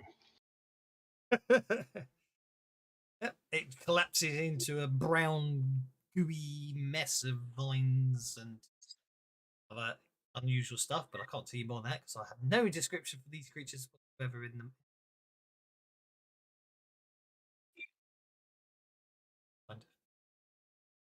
Worthington Pettigrew Trundlefoot the Fourth. Right.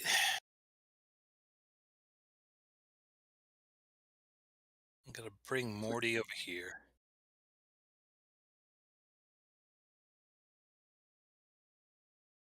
Actually, Oh yeah, no, carry on. bring Morty over here. And then I'll mount him. Okay. No, don't do that. No. Didn't mean to put him on there. So get on Morty. And you both move to there, yeah. Yeah. Do I need? I want to make a run roll for him. So let me in turn. Okay.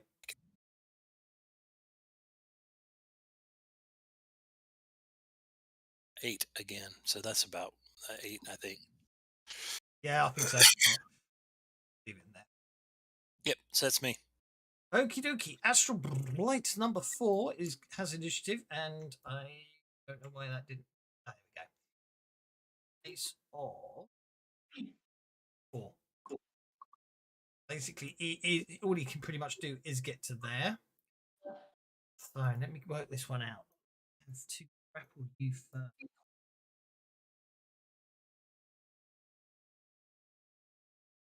Yeah.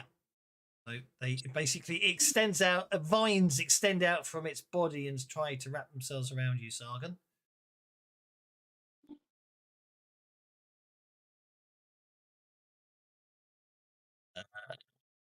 Hey, the second one does get hold of you, but you're not grappled. You are so basically it just doesn't. The vines basically shake you, but that's all they do. They don't actually wrap around you. You're able to avoid the hindering effects of the grappling effects of the vines. This one is going to have to run. Going to get an 8, so it's going to get 4 inches to there, and it's going to come and attempt to grapple. How big is Morty actually? Size 4. It can't. It's going to have to target. It can't grapple Morty. Not grappled, you said, right? You're not grappled. No. It's So I get a attack against it since it went by me? No, it didn't engage you. It's an Okay. interesting quirk. It just run by you, if that makes sense. It's not like attacks. It's not like attacks of opportunity, as it were. Okay. This one tries to. Just asking. No, that's absolutely fine. That's why I'm explaining it as well. This vine literally, obviously takes one look at Morty, realizes it's too big for it to deal with, but it extends its vines out in a desperate attempt to yank you off Morty's back. You duck as the vines miss you. Oh, there we go. Ooh. 5 inches will get me that onto there. This one has to run. It's stuck in the blooming rubble, which means 5 inches to there.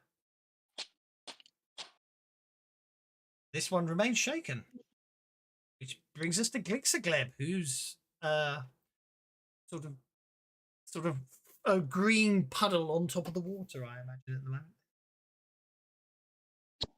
You can keep your shape if you want. You ever seen those algae blooms? Yes, that's what I was thinking of, yeah. Exactly what I was thinking of. Okay, so getting onto the dock doesn't take any requirements at all. At a pace of 8 inches, I'm just going to assume you're moving down the dock with 8 inches to get you to there. So for an action, I will. Well, it's a free action. What I'm going to do is I'm going to throw away this because I've decided I don't want it. Because I did actually replace it with a different lantern, but I was keeping it. It belonged to my mother. It was a heirloom. So, I mean, surely. Let's see. So much fun if Fantasy Grounds could do cone lanterns. So I take it that that guy's about to get pooped on by the hamster. Probably. Or maybe not, it's the case. Maybe, do you know what? I'm going to Benny that because I can. That Certainly guy's going to can. get pooped. Oh, see, that nearly correctly failed there. It was something. I'm squelching something, apparently, and nobody can hear it, actually. No. I know what the problem is. You're trying to be intimidating, but as you're trying to do it, you suddenly realise that a holographic fish, basically, and the Benny's must flow because Jimmy Monk has arrived. Hello, Jiminy. Obviously, I think a holographic fish is basically still swimming around inside you, and it's very off-putting. Target Clank, you're up. Greetings. I'm going to take another walk in the enemy direction and hurl another trident. Can I run and hurl a trident? You can run and hurl a trident, but you free your trident, and it's sort of lying somewhere over here at the moment. You have to go pick it up first. Goes to pick up trident at great pace and urgency. Excuse me, fork. Hit that run button. You're going to have to help me find that. Should be, down where you've got your modifier box. There's bottom left-hand corner of the screen, next to the modifier one box. action, and then there's, unless you've moved it, of course. This modifier box defaults to the bottom left-hand corner underneath the combat tracker, and there'll be a one button and a run. So you're only moving 7 inches at the moment, I'm afraid.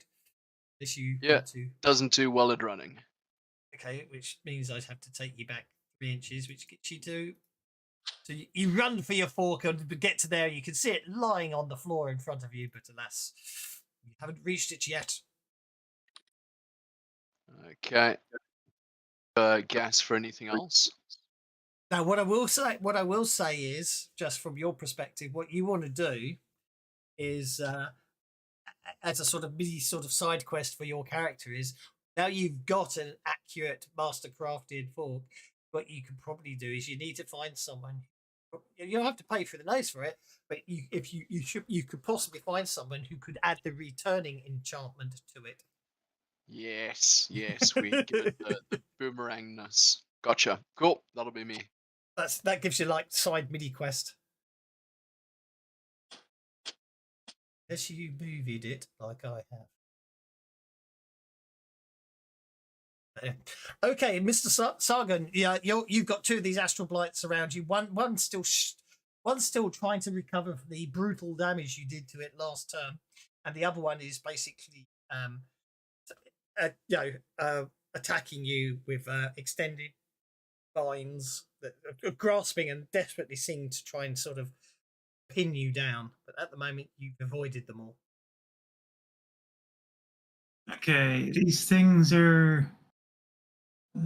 What was their armor piercing 4? They had armor 4, I think. Toughness 8, yeah. Armor 1. Oh, armor 1. Okay. All right. I will use my limited free action to charge up my psychic weapon stronger. Yeah, exactly like I've moved it. Yeah, bottom left normally. And then I'll try and dice it, slice and dice. Okie Targeted. Slice and dice away. Which one? Yep, you've got it targeted. Go for it. Right. Oh, he's dying this round. That's a hit with a raise. Maybe. I think that came out kind of sad, didn't it? It did rather. It looked really impressive until it decided to. I am getting to penny that. I am not. You could have rolled 1 point lower, so I mean it's not completely bad. However, your reroll was well used as it incapacitates one of the astral blights, leaving a brown stain upon the floor. Okay. I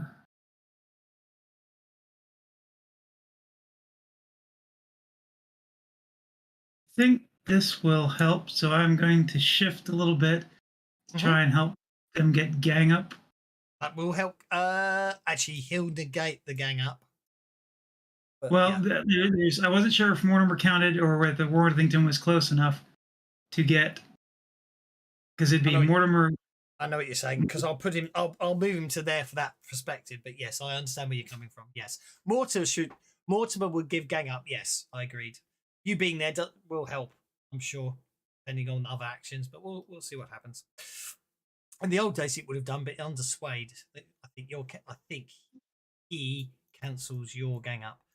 But I let the computer work it out. Cernan, over to you, sir.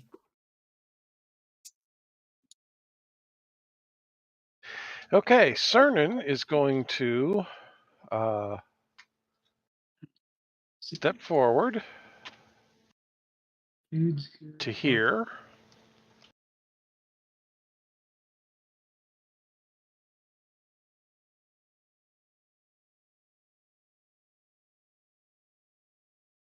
He is going to use a limited free action to cast Zombie on that latest plant thingy that died.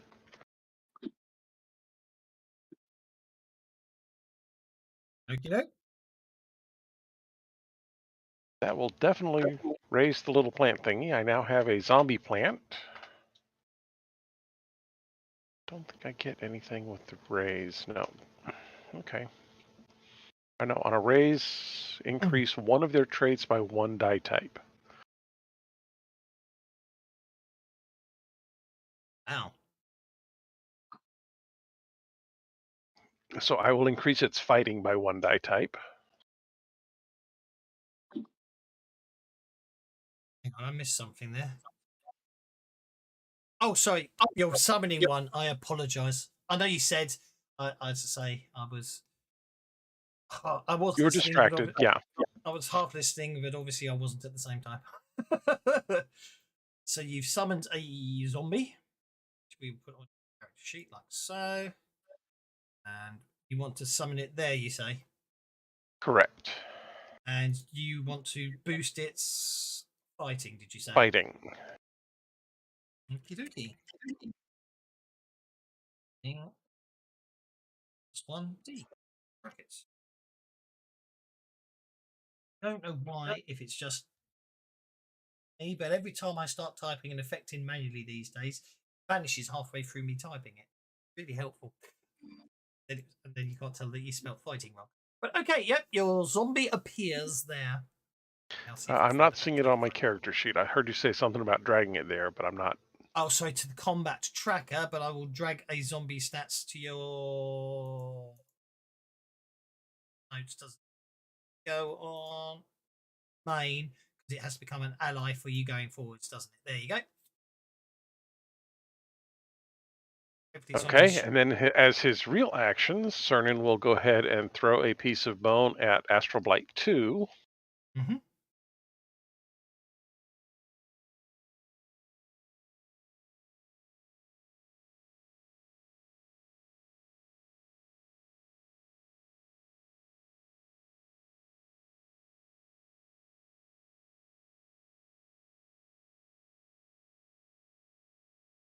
I've gotten really good with those little pieces of bone, haven't I? You have. That is ridiculous. You're getting very good at throwing little pieces of bone, and you must basically call. You must. I think what is happening, you're accurately throwing them down their throats. They're choking. Got to be what it is. Okay, that's your action. Then the zombie's up.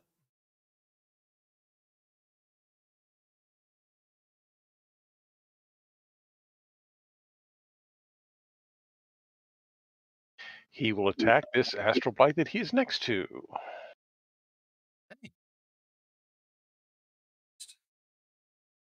That's fine. That did not give him his plus fighting. That could be because I did it the wrong way around. So, hold fire. I'm going to delete the zombie. Drag a zombie from your character sheet out. Put it back on the tracker. I think there he is.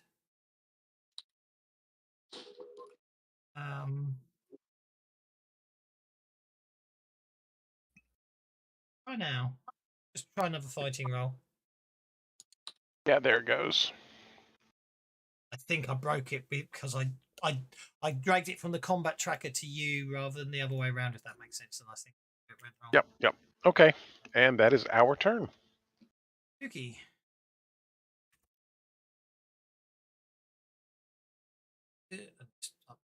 He's back to the Pathfinder zombie token round. Okie dokie. That's the end of that turn, so it's the new round with Cernan and the zombie going first. Okay. Nice. In which case, Cernan will come dodging around Mortimer.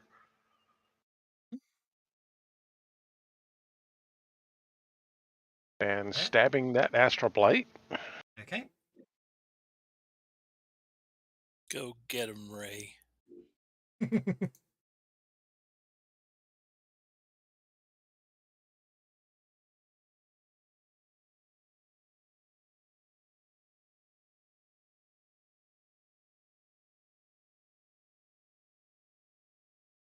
I should have 2 points of gang up on that.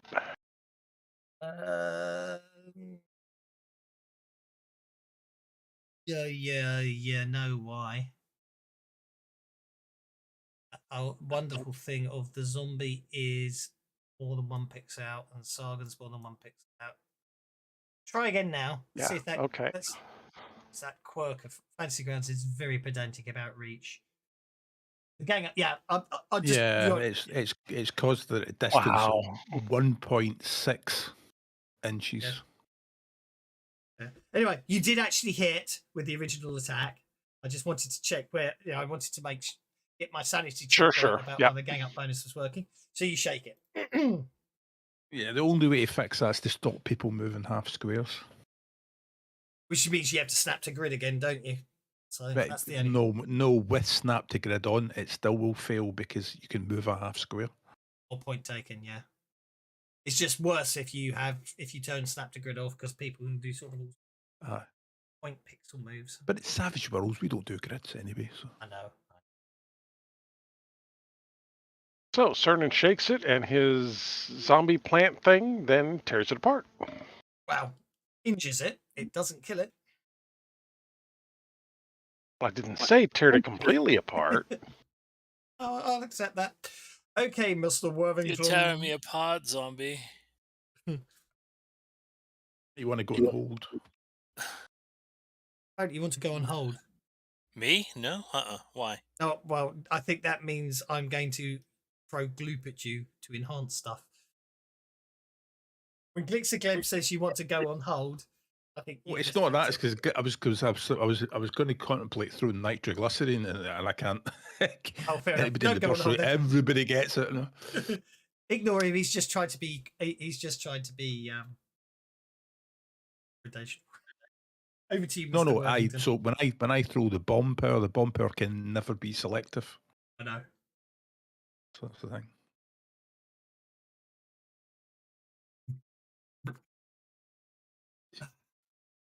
Anyway, Mr. Worthington, sir. That's I'm not sure what the D2 was, but that's okay. On top of thingy. So Mortimer's moving Morty's to there. run? Yep. Morty's run is, well, if you want Morty to run, it would be ultimately you can move not 11 inches. Morty can if you want. Okay. That's what the D2 was. That's what the D6 where I rolled the 2 was. That's absolutely fine. It was me getting myself confused. So you are there. Right, and I'm under Morty again. I gotta quit. I gotta tighten that saddle. I will load the extension next week. It works so beautifully well. It's really cool. As he runs, I am sheathing my sword and pulling out the lance. So here goes nothing. Indeed. Hang on. We need Mr. Blight. Okay, I'll move Morty out the way so you can target who you want to target. Then I'll move Morty back because he may well help on gang up bonuses and stuff. You've got him targeted. I'll move Mortimer back in. So there we go. There we go. I wasn't sure if you would or not, so there we go. That's a very good hit with a raise. 2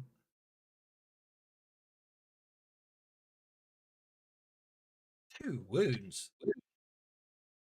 Okay, so that long, yeah, you come, so yeah, the battle hamster charge results in an instant skewering of an astral splat. Okay, and then I will continue on for. Yep, be my test. Yeah, I rolled an 11. You did, right? so you got got 8, so I can go to there. You certainly can. Now you can throw your bomb. There you go, Glib. You're up next. You now throw your bomb, as was pointed out. That actually works out cheaper, maybe, perhaps. Yeah, Throw a bolt instead.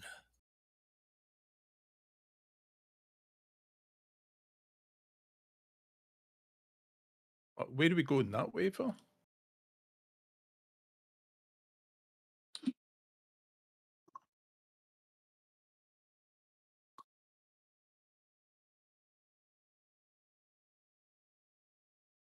There we go. Sorry. Stuff out. There we go. Right, so that should be 10 inches. So we'll make it. Tell you what, we'll save some small burst template. And we'll put it right there.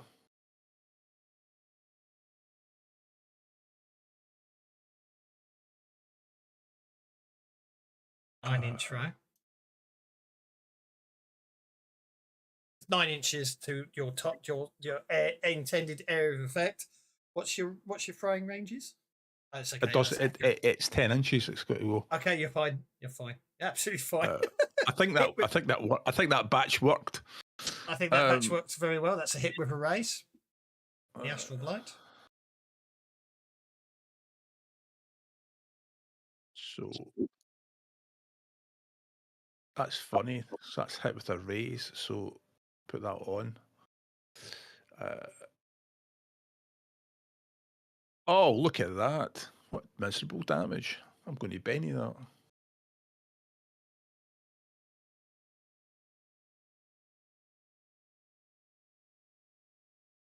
Hold on, I'm just loading a second copy of Fantasy Grounds to remind me what it's called. A wound. Okay, well, that's it. It's down. Wow. And brings us to Par, who, as a standard move, can pick up, get to his trident. I will retrieve my trident. Yep. So that gets you 3 inches, gets you to there, and you can pick up your trident. So you've still got 3 inches of movement, or you have to run if you want to. Okay, hit the remaining 3. Can I target the? That's a friendly zombie, right? That's a friendly zombie. Yeah. The only bad guy left that you can see at the moment is 12 inches away. Possibly will result in a long throw, but let's give it a go. Yeah. Okay. In answer to your question that was posed on the extension, it's called Natural Selection by Sargel. I've got it on the forge, and it's very nice. Works beautifully, in fact, in Savage World. Very worth getting for stacked bennies. When you have a stack of tokens, you click on the token you can see. It opens up a little window showing you all the tokens in the stack. You click the one you want, it moves it automatically to the top, and then you can move that token. Very nice extension. Very useful. What extension was that? Sorry. Oh, damn! I just closed it. Was it stacked up? Did I say? I'll have a look. I'll have a look on my. I just realised I don't need to load Fantasy Grounds. All I have to do is go to my Forge account, don't I? In the store and have a look. Stacked Up by Sargel. I got it off the Forge. Find Games Store, FG Forge. My inventory. We'll worry about it later. All right. That's okay. All right. So they're both dead. So I will charge up to that other Astral Blight. Mm-hmm. And I got him targeted. Yes. And stabby stab.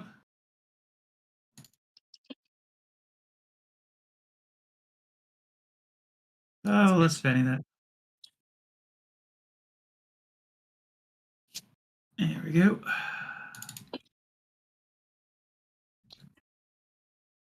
Oh, yeah, I shred it.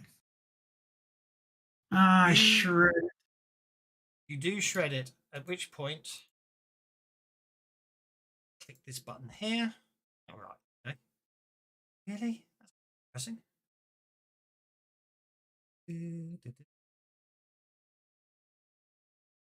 Look around just to make sure there's no other threats. An astral blight appears.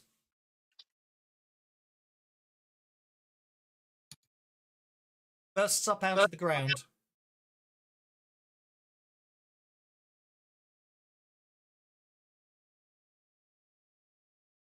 You round. Got to that. Did you throw you? Well, I'm going to. I don't know what happened there. I thought you were next target, but it looks like you're up now. So I might screw up. So you're there with your trident. You can see something's just appeared out the ground there. Just about. Right. I will then move another 6 forward. Yeah, I know you're getting 2 goes, but that's because I'm half asleep and I made the mistake, and therefore I'm going to let you Capitalize on this. capitalize on it. So that'll get you to there. It's probably out of range. I wouldn't risk throwing it, so you can either run or you can. Okay, I'm going to flank the hamster to be on south of the hamster. Okay. So hit that run button.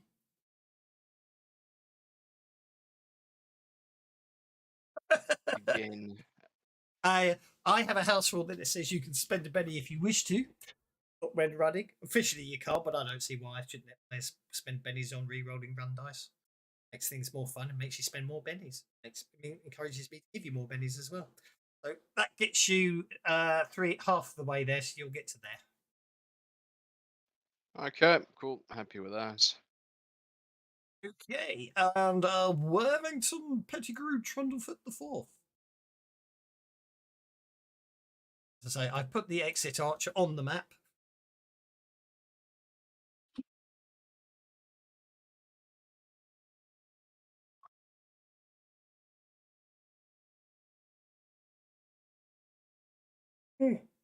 I can't believe we don't have a Joker pool yet. We're this deep in the deck and we've not. It's quite seen a scary, Joker isn't it? yet. Let's have a Yep. look. It's not for you players, but for You just jinxed this, I got. No matter. Actually, yeah, given the amount of cards that are left, it's quite scary. 17 cards remaining in the deck. Wow. All right, Okay. I'm going to there. Yep. And I'm going to poke Mr. Okay, I've got him targeted for you in case you're underneath Mortimer. I am. I've got him Morty. targeted. I've got him targeted, so it should work, and you should get the ganger up, assuming I've got Morty in the right spot. Are you pooping me? Oh dear! Oh no! Oh no! Oh dear! I'm afraid I know. I've got a perfect example of what's going to happen there. Did I vault myself? I will. I'm going to have a bit of fun with this one. I'm going to treat you like you're distracted. You're going to have to make a riding check to basically as you come forward, as you start lowering your lance for the charge, you fail to notice the low beam, and the lance, as you're lowering it, just impales itself in the beam. So a riding check. Otherwise, you will dismount yourself. Riding check at -2. Oh, you're fine. You're fine. But basically, as you're lowering the lance to charge, you're about a 45-degree angle when suddenly you realise that you're in trouble, and obviously you grab hold Used to of Morty. things falling from the sky. You're able to control Morty to cause him to stop quick enough, so you aren't just left basically flat on your back. But unfortunately, that's the end of your go. Yeah. Let me see. Morty can carry on moving, obviously, with you on I'm board. going to roll a. Well, Morty will just get out of the way. Which way down the alley is it we need to go? If you look down to the end, I've put an arch on the map. Someone said computer exit, so I drew an arch. Nice. You could try heading past the crystalline vine. Let's see. What are Marty? Move 6. So let me roll for Mortimer. No problem. Another Mortimer's 6 inches. Yep. Okay, it gets another 6 inches. So that obviously going round the crystal vine gets the two of you to there. All right. That's it. Yep. So I'm petting Mortimer and saying, sorry, oh boy. as you go past that crystal vine that's emerging out of the ground, you can see it is still growing wider and slowly pushing away dirt and debris from around its base. And also, you can all of you can feel the tremors getting stronger. But as you go past it, as you're that close, you can actually see it growing, for want of a better phrase, as you're that close to it. Mixergleb, you're up, sir. Seeing immediate threats. Well, there is one actually done there.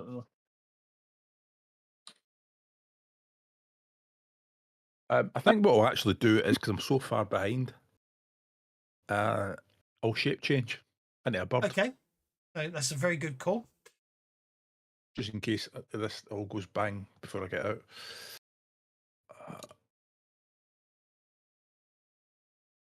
I've got no idea what the stats are going to be for them. I'll let you decide.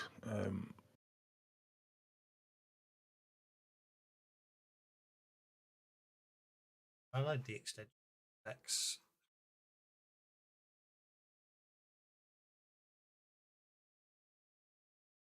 I not load the effects. Oh, that would be a thing. Effects? No one's been shape changing up to now. No, remember we have that. I have a lovely module Yeah. shape change effects. So the trapping for this is I actually change. So I drink the potion and I shape change, but I'm still goo. Okay. Not sure I've got a gooey bird of prey. So does that make you a goober?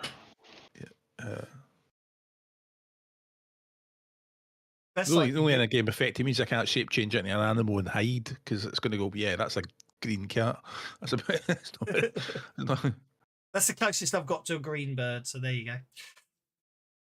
Okay, so you now have a flight of 24. Although moving more than 12 inches requires an athletics check. All right, so I think what we'll do is we'll fly off Don't forget, for every, obviously you can actually fly up or down as well. So if you want to set what do you want your height to be when you reach, you could, what I'm trying to say is you can fly 12 inches, you can be 12 inches high off the ground at that point if you want to as well. Because obviously moving is 3 dimensions. No, we're only going to be flying like an inch off the ground, 2 inches off the ground. 2 inches off the ground, okay. Because I'm planning to poop on a bad guy just in case to distract him later on. Okay, so you change into a bird and fly to there. You're flying 2 inches. That's about 1 inch should be 6 feet off the ground. 2 inches would be 12 feet off the ground, which I'll put you at 2 inch altitude. Means they can't actually engage you in melee. Sargon, you're up, sir. Okay. Is there other enemies? I thought you said something about them, but I don't see them. Okay, there. Only one appeared this round. A hint there. I'll head over to deal with him. Okay.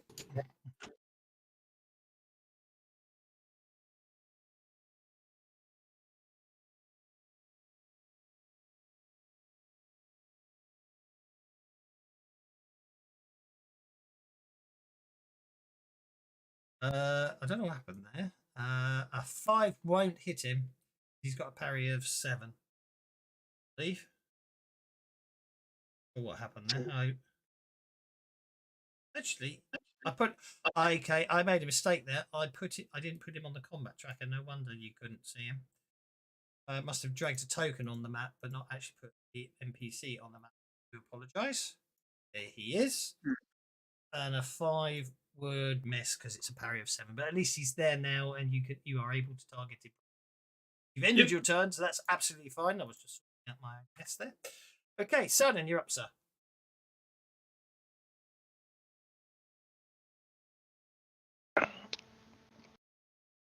Okay, Cernan is going to go ahead and... Yeah, Cernan's going to go ahead and run. Let's see how far Cernan's going to run.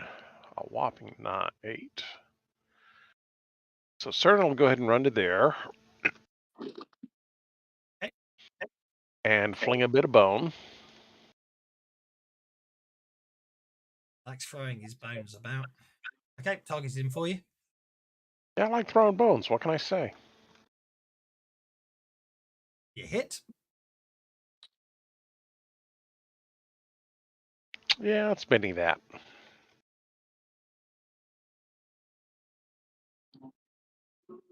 Yeah, okay. They can't all be kill shots. Your zombie. The zombie is going to run.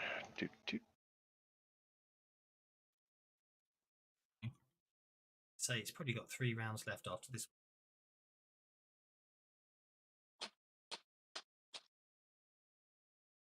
Zombie run. So the zombie will run forward and not get close enough.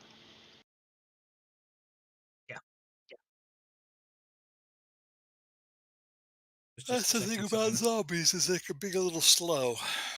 Indeed. Get Clank, you're up, sir. Unless you...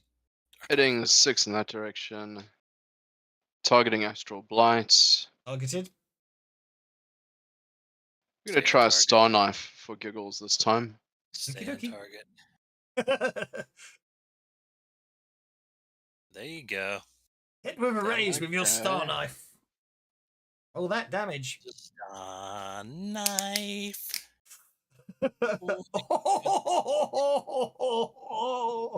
2 wounds. That's Previously reserved just for toothpick action, but little Star Knife is Let Clark pretty get effective. Clank use it. Let Clark Okey-dokey. get Clank use it. 1.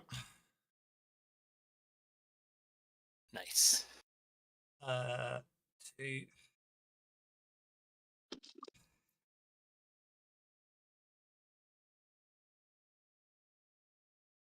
That. And then do that. 5 more blights emerge from the ground.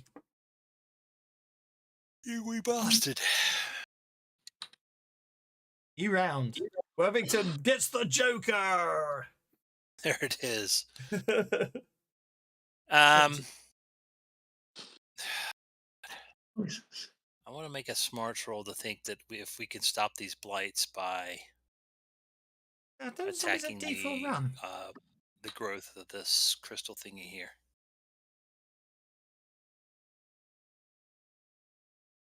Like, are these things spawning from the vine growing up? They're just bursting out of the ground. Yeah. They don't seem to be going. They don't seem to be going near the actual crystal vines. They seem to be keeping away from them. They do seem to be bursting out of the ground, so they're probably somehow related to it. I'm afraid the actual written adventure sort of never explains it. It sort of implies they are part of it, but then it says they stay away from it. But never understood. Okay, so Anyway, I want to say about the astral blights. It said before you can the exit room, there's a crystalline vine bursts out of the ground, punches a hole through the roof as it goes upwards. Sinuous vine area grows vine, its tails it weighs up through the ground. The ground churns again, more eruptions burst through the floor and walls all around you. From these sites sprout smaller crystalline vines that uproot themselves and begin lurching forward towards you. So I think they're like grown out. That seems to indicate to me they're sort of the crystalline vines generates them, as it were. I imagine. okay. You think of them like bursting out of seed pods or something, but obviously coming out of the ground because the crystalline vine's growing through the academy. So, but attacking this thing might stop more being generated, but it's not gonna. Probably not. No. To be honest, it's very much, you know. I'll be to put it in, you know, those encounters you get in games where there's endless bad guys until you exit the room type thing, until you escape. It's pretty much like that. It's a you got to fight your way out to the exit and get clear. Oh, okay. All right. Well, if that's the case, To then, metagame it.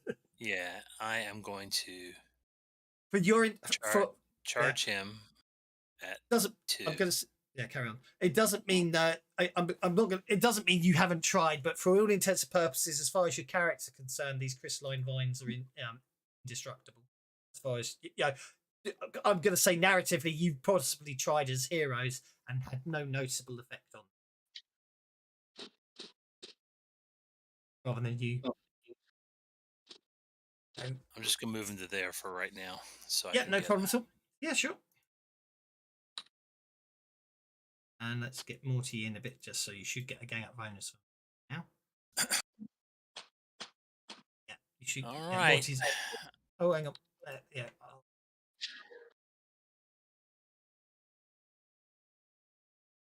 Yeah, there's your gang up bonus from Morty. That's a hit with a raise. Oh, yeah. I think this is a skewered astral blight. Oh, 34 points of damage, yeah. This one literally bursts up out of the ground and then you just basically split it in twain with you back on top of Mortimer. Actually, no, I'll keep you there because we know how it works. 10, so I moved 2, and now I'm going to move 8. Give me Morty, or give me death. All right. And then... Yep. I think we could safely say in combat, there's nothing more scary than a hippopotamus riding a battle hamster. Hippopotamus Elspeth, with a monocle. Elspeth says Which reminds me... Elspeth says she couldn't be here for the game, but she said something very important. Oh, so there you good. Go. Good for her. Thank you, Elspeth. Which reminds me, you know, I have the You are missed. You got an advance magic item. Yep. So, you know, whenever I take a wound... Oh, you critically failed, yes. Yeah. So, when you take a wound. See if my monocle popped out. Rolling high. Okay, good. No problem at all. Yep. Okay. I've been working my monocle muscles. Obviously you have. Okay, astral blights burst up out of the ground. 6. 6 gets to that one to there. You are above its head, so it can't actually reach you, but it is staring. It is jump. It is trying to get to you. Astral blight number 2 is going to advance to the zombie. Astral blight number 3 is going to advance to you. There. Reach, so it's okay. This astral blight will have to run. Going to get 6 inches to there. Okay. I was doing the movement first, so now I'm just going to retcon back to the actual actions. Actually, vines. It could actually reach 2, but anyway, failed to hit the zombie. Have they suddenly gone to D4 -2? There's stats for these ones. Broken.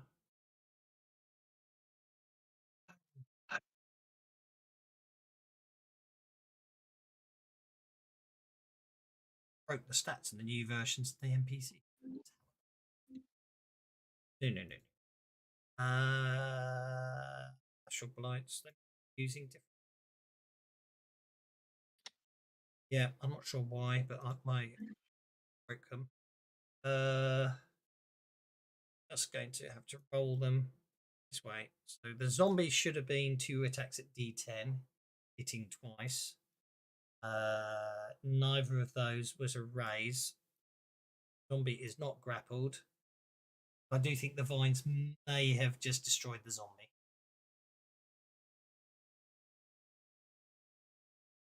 And then I get 2 attacks on you, Sargon. Missing both times. Okay. That means because it is Ixagleb the globulous bird's turn. Am I being attacked by that? No, Astral Blight? technically it's got reach 1, so it could have done, but I didn't realise that. So that this It ran over there to you and kind of flailed its arms, but yeah, didn't that's realize what you I were quite that now, high. because I'm shape changed, I don't have any powers, do I? No, because Correct. as a bird, you can't mix.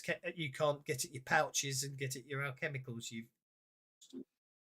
Right, so what we're doing is we're going to fly to there, and then we're going to fly to there. okay? And as I say, you can fly the full 24 inches, but all you need to do is make an athletics roll if you want. Yeah, so we're Yeah, athletics. As a bird. right. So anyway, I'm going to fly in, and as I'm going to fly in, I'm going to poop green goo on this guy. Well, Astral Blight number 3. Yes. Go for it. You'll target him because someone's put a. There you go. He's Okay. targeted for you.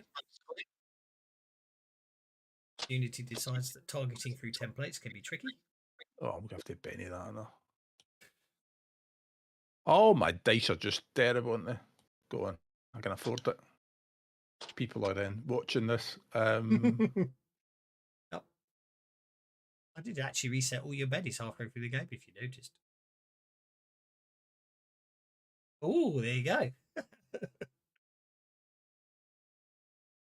Yeah, so I swoop past and I basically poo on the guy, and he's like, "Oh, what?" Making him was vulnerable? Because you acted, I suppose you want to make him vulnerable. Yeah, I'm going to make him vulnerable as he's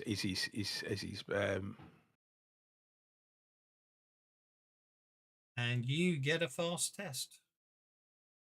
There you go.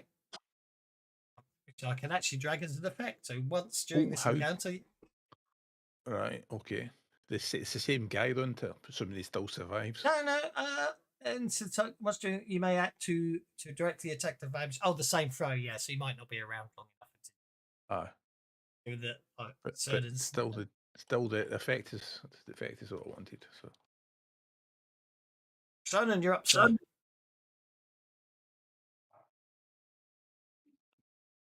Okay, Cernan is going to. All right, stay out of line. Yeah, no, I see that. I see that. Yeah.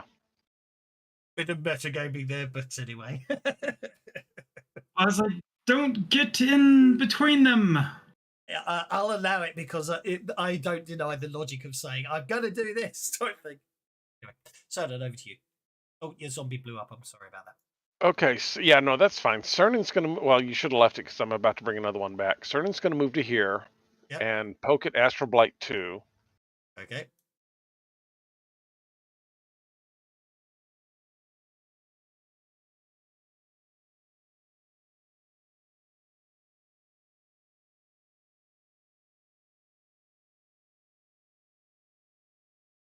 Got enough of them. Let's Benny that.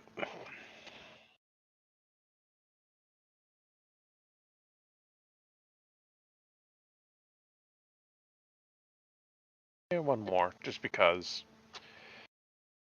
Oh, okay, obviously not going to happen. And then he will continue his move to here.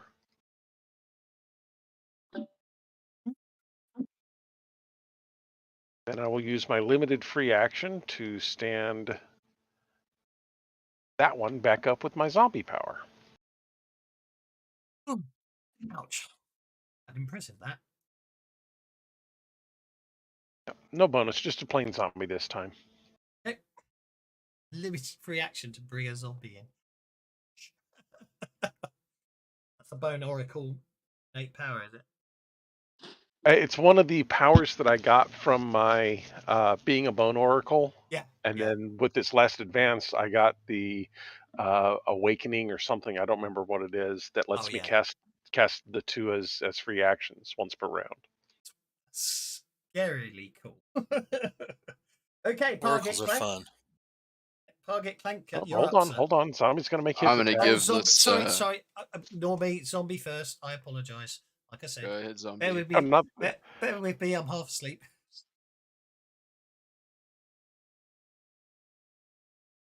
Yeah, didn't expect it to do much, but now it's engaged. Yeah. Not that I'm bored for anyone watching. I've just been up. It'll be It'll be 48 hours by the time I go to bed. Silly work. Anyway, Target Clank, you're up. Targeting Astral Blight. Star Knife. Star knife. That four will actually. Do they have dodge? They don't have dodge, and the range is short range. So actually, that is a hit. Okay, running damage. I will Benny that. Again.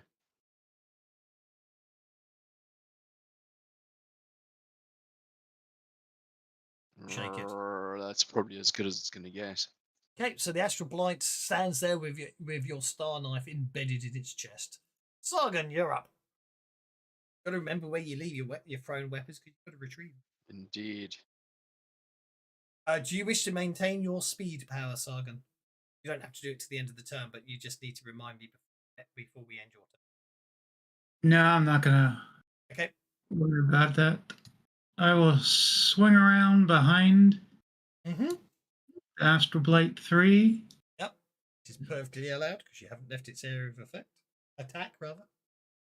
And then I will do a storm of soul knives going out. And that cone. So target. Yep. All three targeted.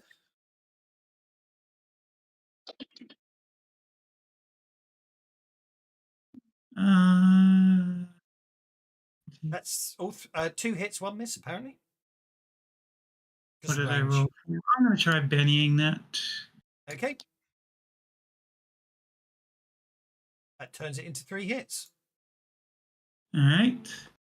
It's boosted on damage and has a little bit of armor penetration, so... Ooh, that's nice. Okay, 13 points of damage on the first one. Not quite as nice. 12. Still, that's another wound. And the last one... Okay, that's all 3 wounded for 1 wound each. Are you happy with that, or do you want to re-roll it? No, I'm happy with that. I thought you would be, but obviously... What I've learned about how Fantasy Grounds does stuff is you sort of sort it all out, then cancel out the ones people don't want to re-roll before they re-roll. It all works rather well. Okie dokie, that's the end of that round. Do they go down? Not. They're all wounded and shaken. They're resilient. Okay, are we retreating through the door or not? Yes. Okay, I will continue moving. Your speed power is still in effect until you end your turn.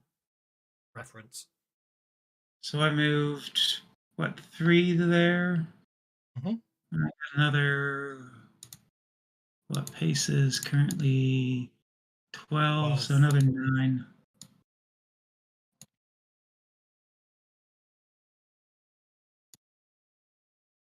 Okay, you basically cast forth a barrage of soul knives and back off while they're reeling from the damage.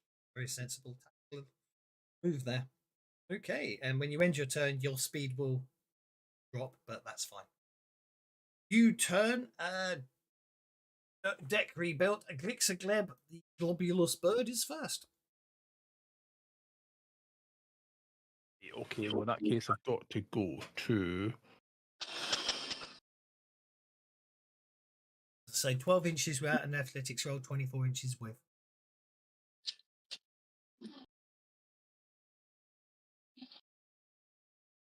You know what's going to happen. It's got to get followed up, isn't it? Okay, there you go.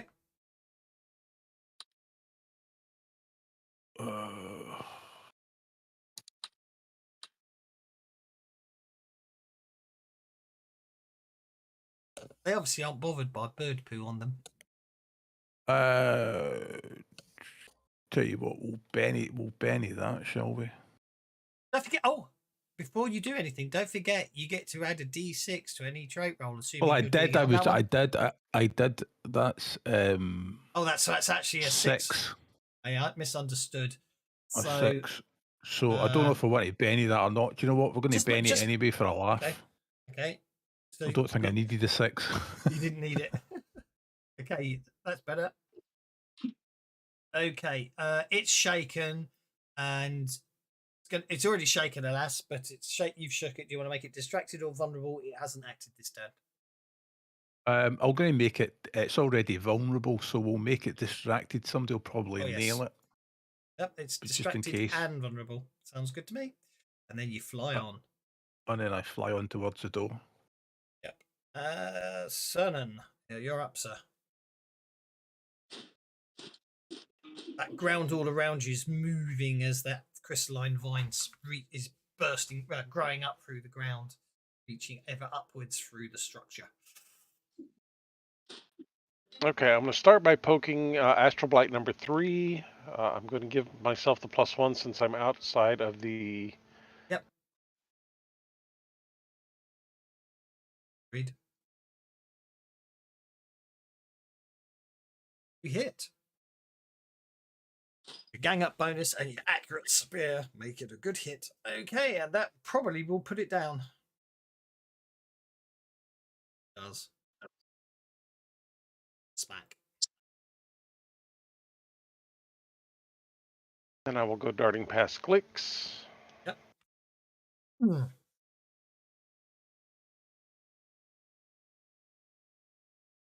You have one zombie running at a time.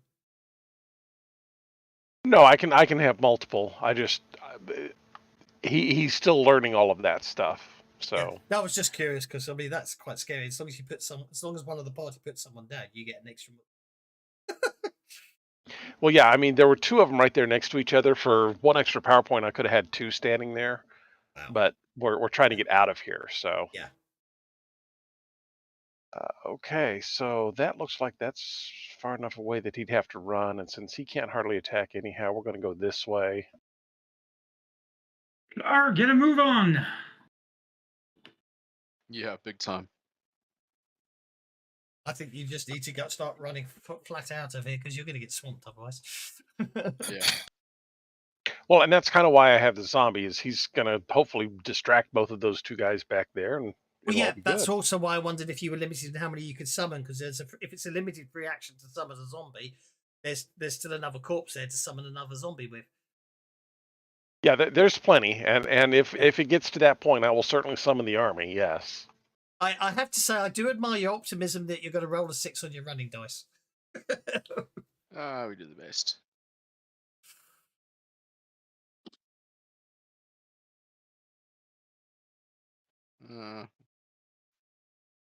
Get to there. Sweet. And I guess I leave behind my star knife, but don't. Maybe the zombie will bring it.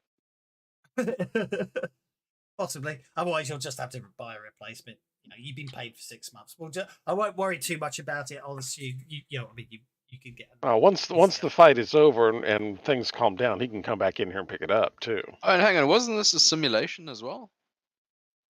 You were in the simulation deck when these crystalline vines burst through the ground. Then something tells you they're not part of the simulation. Gotcha. Because I'm going to argue from a role play perspective. The whole point of the mission was to get experience in flying a variety of ships, and in this case, you've been training lately to be flying what are called star galleons, which can land on water, but for all other intents and purposes are just sailing ships. So there was, I'm going to argue also, you know for a fact, you don't necessarily know what the complications will be, but as part of your standard briefing, they would tell you whether or not you should expect complications. And the very nature of what the training you were doing here, it was meant to be, it was just a sort of a refresher course in flying Star Galleons. So this is most certainly not part of the simulation. As far as you're concerned, because they don't they will spring supplies on you, but they will warn you that whether you know what I'm trying to say. This was outside. This encounter is outside the parameters of your training mission. Worthington Pettigrew Trundlefoot the Fourth. I just enjoy saying his name. Astride Mortimer. I exit stage right. You exit stage right. Wonderful stuff. We shall just put you on hold as you clear the exit. You just on the edge. I'll put you on the edge of the very edge of the map. There you go. Sargon, your deflection power will expire this round. I'm not going to renew it since we're exiting. Yep.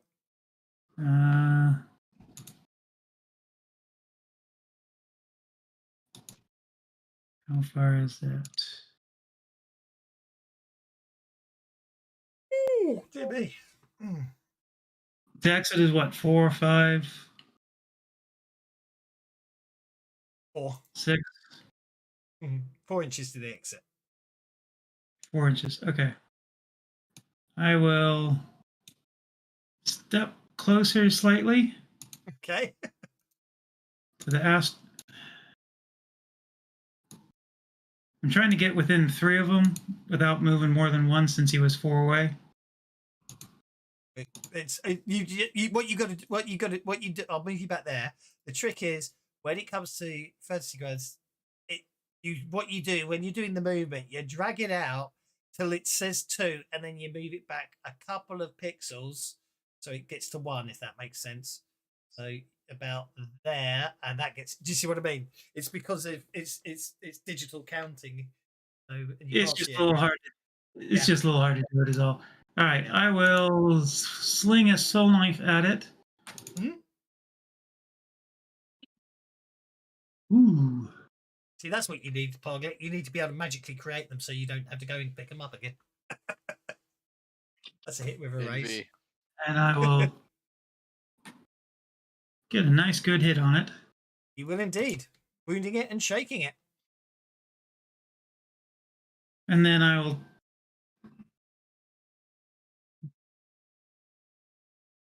Still got 5 inches of movement left without running, which gets you into the archway. Exit. Oh, yeah, it gets you through the archway. Particularly. Okay. You just got to reach the. You just got to reach the archway to exit. You don't have. You know what I mean? You just need to get within the archway, which does include that bit there to exit. As Astral Blight shaken recovers from being shaken and moves 4 inches to there to as planned attack the zombie, which it's got the wrong dice for, but I'm not going to worry about it now. It's meant to be. It's more. I'm going to have it more. I'll have it as a more cinematic style fight. And that one remains shaken. This one here remains shaken. I know they could move, but they're not that intelligent. It is the end of the round. Worthington's on hold because he left the room. Sargon's on hold because he's in the room. New round, which gets us to Cernan.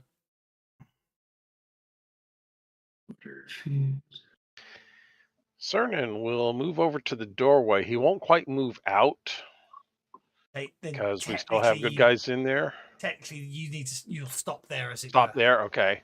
And then I'll go ahead and throw a bone at Blight 5. Okay.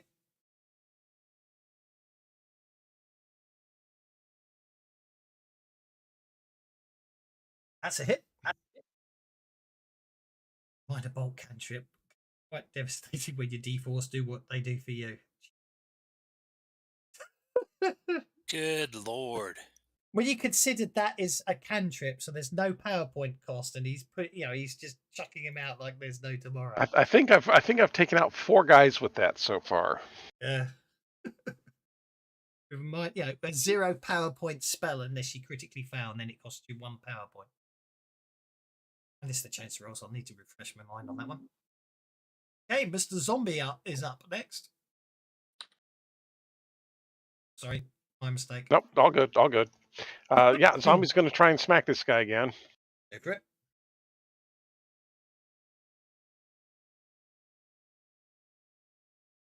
Does not critically fail. Okay, Astral Blight. Where's Astral Blight? Astral Blight would be the one with the crown over its head. Right, it's got a fighting skill, so I can just roll that twice and see what happens.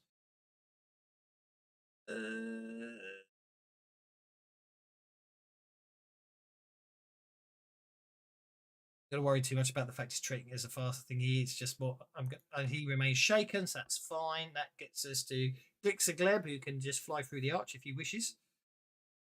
Yeah, that's the plan, I think, because there's nobody's Through the arch, and Parget Clank. I'm just going to say on your go. If you, I assume you Runs just like hell. Yep. Okay, that gets everyone through the arch. So you exit simulation. Okie dokie. So let me. So what does it say? So obviously, the academy is it becomes quickly obvious as you get outside and you see the chaos reigning elsewhere with people running around. The academy is being torn apart as this vine grows larger. The shaking intensifies. You deduce that making a quick escape is the only chance not to go down with the rest of the academy. You know the academy well. You know the quickest route to escape is to take the outside path that leads from the gymnasium up to the Spelljammer Nexus level, and then take the interior stairs to the sky dock, where you could escape on a spell jamming ship. That's what we'll do. Okie dokie. So, taking the route to the spelljamming nexus, so once you get outside, you get your first glimpse of what's happening. Surrounding the academy are dozens of gigantic crystalline vines sprouting across the island and the sea. The tremors become full-blown earthquakes as the crystalline vines plunge their roots into the earth and reach hundreds of feet into the air. Several of these vines are growing directly through the stone pillar of the academy as they twist and weave around each other. The section of rock you're on begins to break away. Your only option now is forwards and upwards. Actually, this map, for once, there's a map I made myself. I can't remember what I made it on now. Glixagleb. How long does your shape change last? 5 rounds. You got 2 rounds left. Okay. Take Worthington hold. Sargon off hold. What I shall do is I shall put you guys on the map. That's probably it's a good enough place to sort of create a cliffhanger effect for the day. So that's get you guys on the map. The zombie you left behind. Glib is still a bird. Target Clank.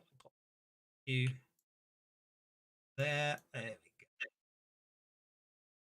And then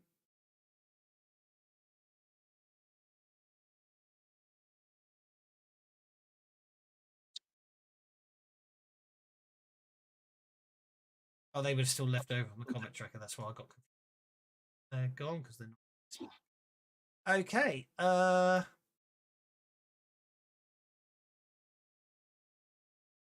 Okay. So as I say, as you're looking around, so here is I'll load the map here so you can appreciate for its literal cliffhanger effect. Oh, I did this in what's it called? Dungeon Alchemist. Oh, gone. Can't think of the name of it. Dungeon Design or something like that, the cliffs or something. It's the Whatever it's the one. It's the old one. No, it isn't. It's by Splooge or something, isn't it? Dungeon Draft. I've got so many I can't keep track. Dungeon Draft. Dungeon Draft. It's Dungeon Draft using Forgotten Adventures artwork that they released to Dungeon Draft. So I could draw the cliffs. And obviously, so what you've got is you've got a crystalline vine there. So so basically, I couldn't actually.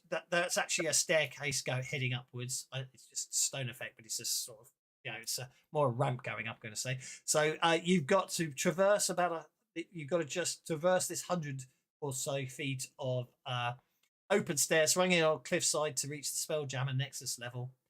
And basically, obviously the fun of the games is the whole place is violently shaking. You've got this. You can see this large crystalline vine as you look over the edge, and then it's about 400 feet straight down to the sea below you. And yeah, that's where we'll leave it. Hope you enjoyed that one. That guy really is a sore loser, isn't he? Well, good game. Thank you, sir. I appreciate it. Yeah, it's okay. That's good. Very appreciated, especially considering the low hours of rest. Oh no, I would. You know me. I love running the games. Fucking trooper. To be honest, Yeah. Actually running the games sort of helping me keep awake. Because to be honest, what I really need to do now is I just need to sort of I've just got to cycle through and sleep at the normal time, and then I'll be back in rhythm. But yeah, at the end of the day, I mean, it's I don't normally have to do 12 hours of out of house work, but at the end of the day, we actually did shut down the data center, moved all the hardware out of one set of racks to another set of racks, and got it all up and running with everything appearing to work. So I'm not complaining, and I got to play the game anyway. So thanks very much, guys. We shall continue. Amazing. We could continue on. What I will say actually is, I know Pat's just disconnected. I won't make you roll notice checks, but what you do notice is, as you look back towards the mainland, you do believe you can see crystalline vines surging up on the horizon as well. But that's where we shall leave it this week, and I'll see you. It's the 5th today, so I see you all on the 19th, where hopefully everyone can make it, and obviously we'll see you then. We'll have lots of fun. Yeah, now bye. See you later. Cheers. Thank you.